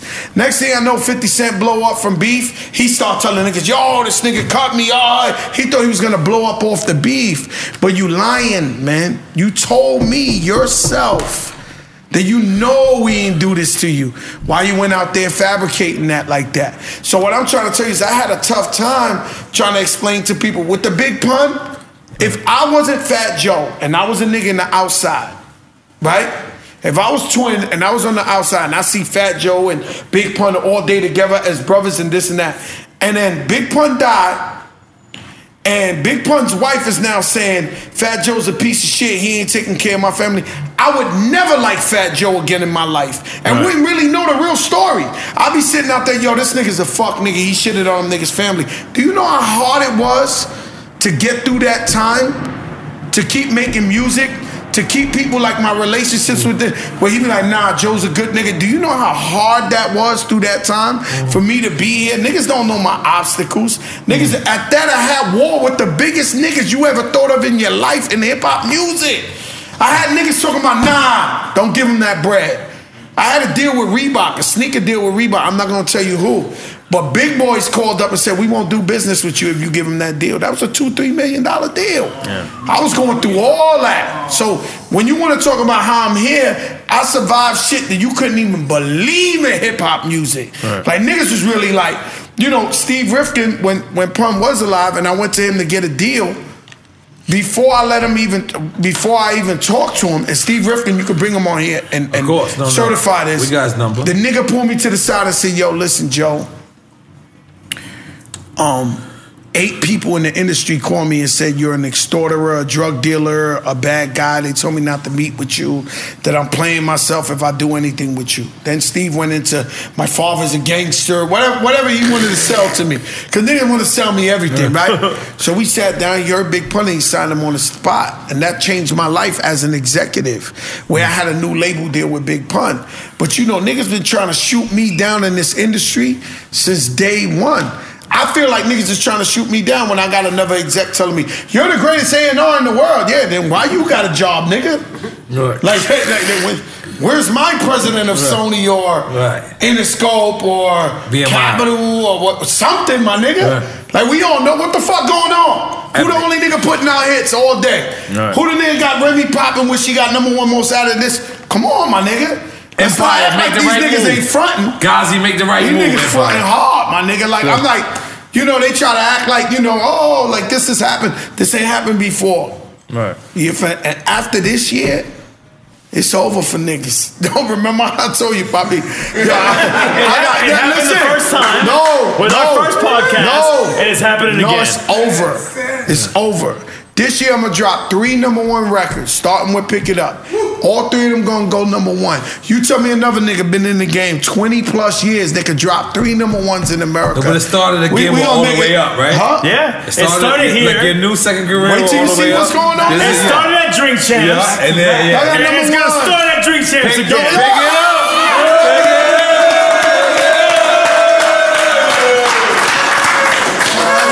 Let me tell you something. You got a double episode here, man. Yes, we do. I know the timing, how you got a chance to listen. We're going to make double the money. We got a lot of breaking news off of this. Yes, we do. Yo, when can I have you guys on my podcast? We coming. I got Coca Vision. I'm ready. We coming. We gotta act stupid. They just said Coca Music. Coca Vision. We gotta do cocaine. Oh, okay, Coca. No, you ain't gotta. If you would prefer to do cocaine, you'll be the first guy to sniff cocaine. No, we got cocaine hats. It'll be Cuban like. We got an engineer. It'll be real Tony Montana. Should be do some cocaine. Bacardi, I'm good with Bacardi. I'm mad that you got the first Bacardi sponsorship in hip hop. I deserved it. You got Bacardi? Yeah, but a long time ago. Yeah, but I deserved it before you. I'm lying. You definitely deserved it. You definitely deserved it. Bacardi. And you know, the thing about Bacardi is my grandfather used to drink Bacardi all the time. And I used to see the bottle. Is this the Cuban side? No, it's the Puerto Rican side. Listen to me. You would have that. You want some Cuban shit? How about the arroz moro with yuca, my nigga? With mojito and motherfucking churrasco. Do you want the ropa vieja? Come on, you guys. You're making me hungry. You're making me hungry. You gotta chillax. But what I'm saying to you is, my grandfather used to, just like we see this, he used to drink the Bacardi all the time. So when they finally gave me a check, I felt like I got the niggas back. I paid him back for all the years my grandfather went to the store and bought that Bacardi liquor. You had the bat chain. I had the bat chain. I was jealous. I was jealous. You know, they loaned it to me and they took the shit back. Yeah, that's a fact, man. Yeah, they got to chillax. I was jealous. I was like, damn. No, they got to chillax. I've never heard of that. So listen, man. Listen, Fat Joe, we want to tell everybody that tunes into Drink Champs. We want to tell everybody that tunes into our, you know, establishment, our podcast, our platform, our TV show, our audio show, whatever you is, you know, Fat Joe is our brother. We want you to go in there and you want you to tune in to Tidal.com. Coca Vision. Hey, N.O.R.E, let me tell you something. Hold on, let me pick you up. Let me keep you. I want y'all to go there. I want y'all to listen to my brother. He got for people from Tekashi. I don't even know how to pronounce that nigga name. But I like him. 6ix9ine. 6ix9ine. That's my nigga. 6ix9ine. I like him. And I like to do 69, so I should have remembered that. So Tekashi. 69? What's a 69? 6ix9ine. Casanova. He got Casanova on this shit. He got Mano on this joint. He got Raekwon. He got Clark Kent. He got Mayo. He's passing y'all niggas the blood. He ain't passing me the blood. Yeah. But he got all these people on his podcast. I want y'all to tune in, Styles P, Chic. You know what I'm saying? I want y'all to tune in because that's the fuck what we're gonna do. And then what we're gonna do, we're gonna keep promoting his clips. Hey, and then you know what we gotta do? You know what we gotta do? You know, Tidal. That's the big dog Jay-Z, right? And we are with Revolt. And Audio Boom. Shout out to Audio Boom. And big up Audio Boom, but let's speak up to the black people. No, Revolt, right? the big dog. Let's keep it black excellence right now. So what we need to do is these podcasters, like Elliot Why Wilson. you never come to my birthday party, Playboy? Hold on, we'll get to that. Not yet, but listen. Playboy, but why you don't party with me? Listen. These podcasters that's happening like Joey Badass and Fat Joe's and ours. Se está bien culeca, right? Cállate loco, dime. And then Rap Radar. You know what we need to do? We speaking all this black excellence and we speaking all this unity. What we should do is have all these podcasts combined. And when the podcast is on digital platform, it should be on the Tidal. But when that podcast is distributed on a linear TV, that means television, it should be on Revolt. Yeah. And that's what the fuck we should do. That's what it's about. That's what the fuck we should do. If we got Tidal over there, and everybody we fuck with over there in Tidal, and everybody at the brunch together, and I'm over here repping Revolt because I'm not gonna lie, they're paying the bills. But we gotta pay attention. They're not the most put together people in the world. Listen. You're not gonna want to pay attention to this, and I know you're not gonna care that I'm gonna say this. I definitely gotta take a piss. Me too. Okay. We gotta pay attention to net neutrality. Nobody gives a fuck. I definitely don't know what the fuck you just said. I don't even know who's net neutrality. But listen, they defunding the net. Just telling y'all, it's gonna fuck everything up. Net neutrality. It's like Bitcoin. No, it's making the big. Hey, Bitcoin, you went. I'm a Bitcoin thug too. It's Bitcoin? I'm a Bitcoin thug. It's not Bitcoin? Yo, EFN, you fucking rich nigga. And let me tell you something. I'll get broke, I'm coming in your house, I'm looking in your mattress, motherfucker. Oye, yo soy cubano, come to my house, we're gonna have a party. Come in my little friend.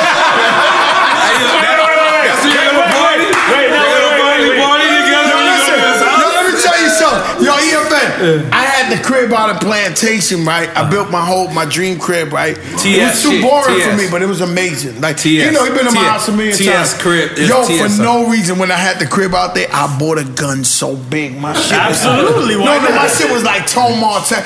Like, I was daring niggas to come over the gate. I told you a long time ago. I was shooting shit. My bullets was this long. I was like, yo, I'm gonna give it to these niggas so bad they come through this shit.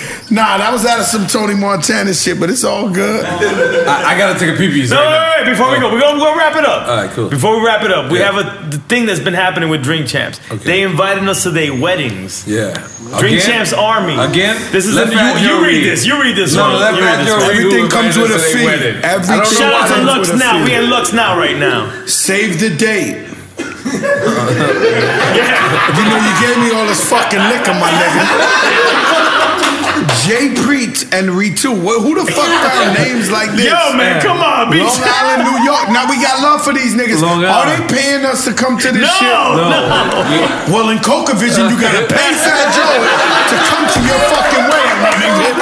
You better fucking believe it. Weddings, bar mitzvah, any nigga want my face Yo, in there? stop, man. We got a piss, bro. Jay Preet and Ratu. No, in the back. We gotta read the back. It look like black excellence, my nigga. But Black excellence. We gotta show this shit like hieroglyphics, my nigga. Why you getting me to? Shout out to the Drink Champs Army. N.O.R.E, EFN. If you're in New York, you're invited to my wedding. Queens, Born and raised. Party starts in my place in Astoria. That's suspect. That might turn into some Caligula. These niggas might think y'all want to get it poppin'. You know what I'm saying? Then out to Long Island. Come through. Why you gotta be like, come out to Long Island? Oh, nigga. Come out, pull over. So the niggas talk about someone to drink Tiger Bomb. Get the fuck out of here, my nigga. I know what this is. They're luring you in. Shout out to Jasprit and Ritu. God bless. Respect. Crazy. If you're a fan of Drink Champs, you know we always get weird invitations. Hey, we just want to get paid. Fat Joe reading. No, we got to get paid for it. But I'm not gonna lie, I think we might pull up to this one. You might do it. Yo, I'm down, but we gotta wear the turban and the whole thing. I think this is like an Indian joint with the red dots and all that. Because it's G-Sputes and Ritu. And I got Keith. I got Keith's boots. I got new Keith boots. The Timberland Keith boots. Keith. No, that's I said it wrong. Keith. That's Keith. Shout out to Ronnie from Keith. Ronnie, he from Queens. He got some fly shit. He from Queens too. He got some fly shit. Shout out to Let me go first. You came to my store up in NYC. Up in 158th Broadway. I gotta get y'all my credit card information so I don't gotta rush to get the new sneakers. Just send it to me. Are we leaving? Because I gotta take a picture. We gotta take a picture. Gotta take pictures and all that. Yeah, you can't go nowhere. Come on, Fat Joe. You know how podcast going. What up, Drink Champs Army? EFN here. Just want to remind y'all to pick up merch at drinkchamps.com or 8or9.com. We really appreciate y'all supporting us, whether you watch us on Revolt or listening to us on Audio Boom, whether it be iTunes or Spotify or however you get the audio, or watching us on YouTube or Revolt.tv. We appreciate the Drink Champs Army, but you could also further support us and make sure you rocking the latest in Drink Champs apparel, and check us at drinkchamps.com. Follow us, drinkchamps.com. You can find the merch there, or 8or9.com. And also follow us on all our socials. That's at Drink Champs across the board: Facebook, Twitter, Instagram. I'm at Who's Crazy on Instagram, at DJ EFN on Twitter and Facebook, and N.O.R.E's at The Real Noriega on Instagram, at Noriega on Twitter and on Facebook. Check us.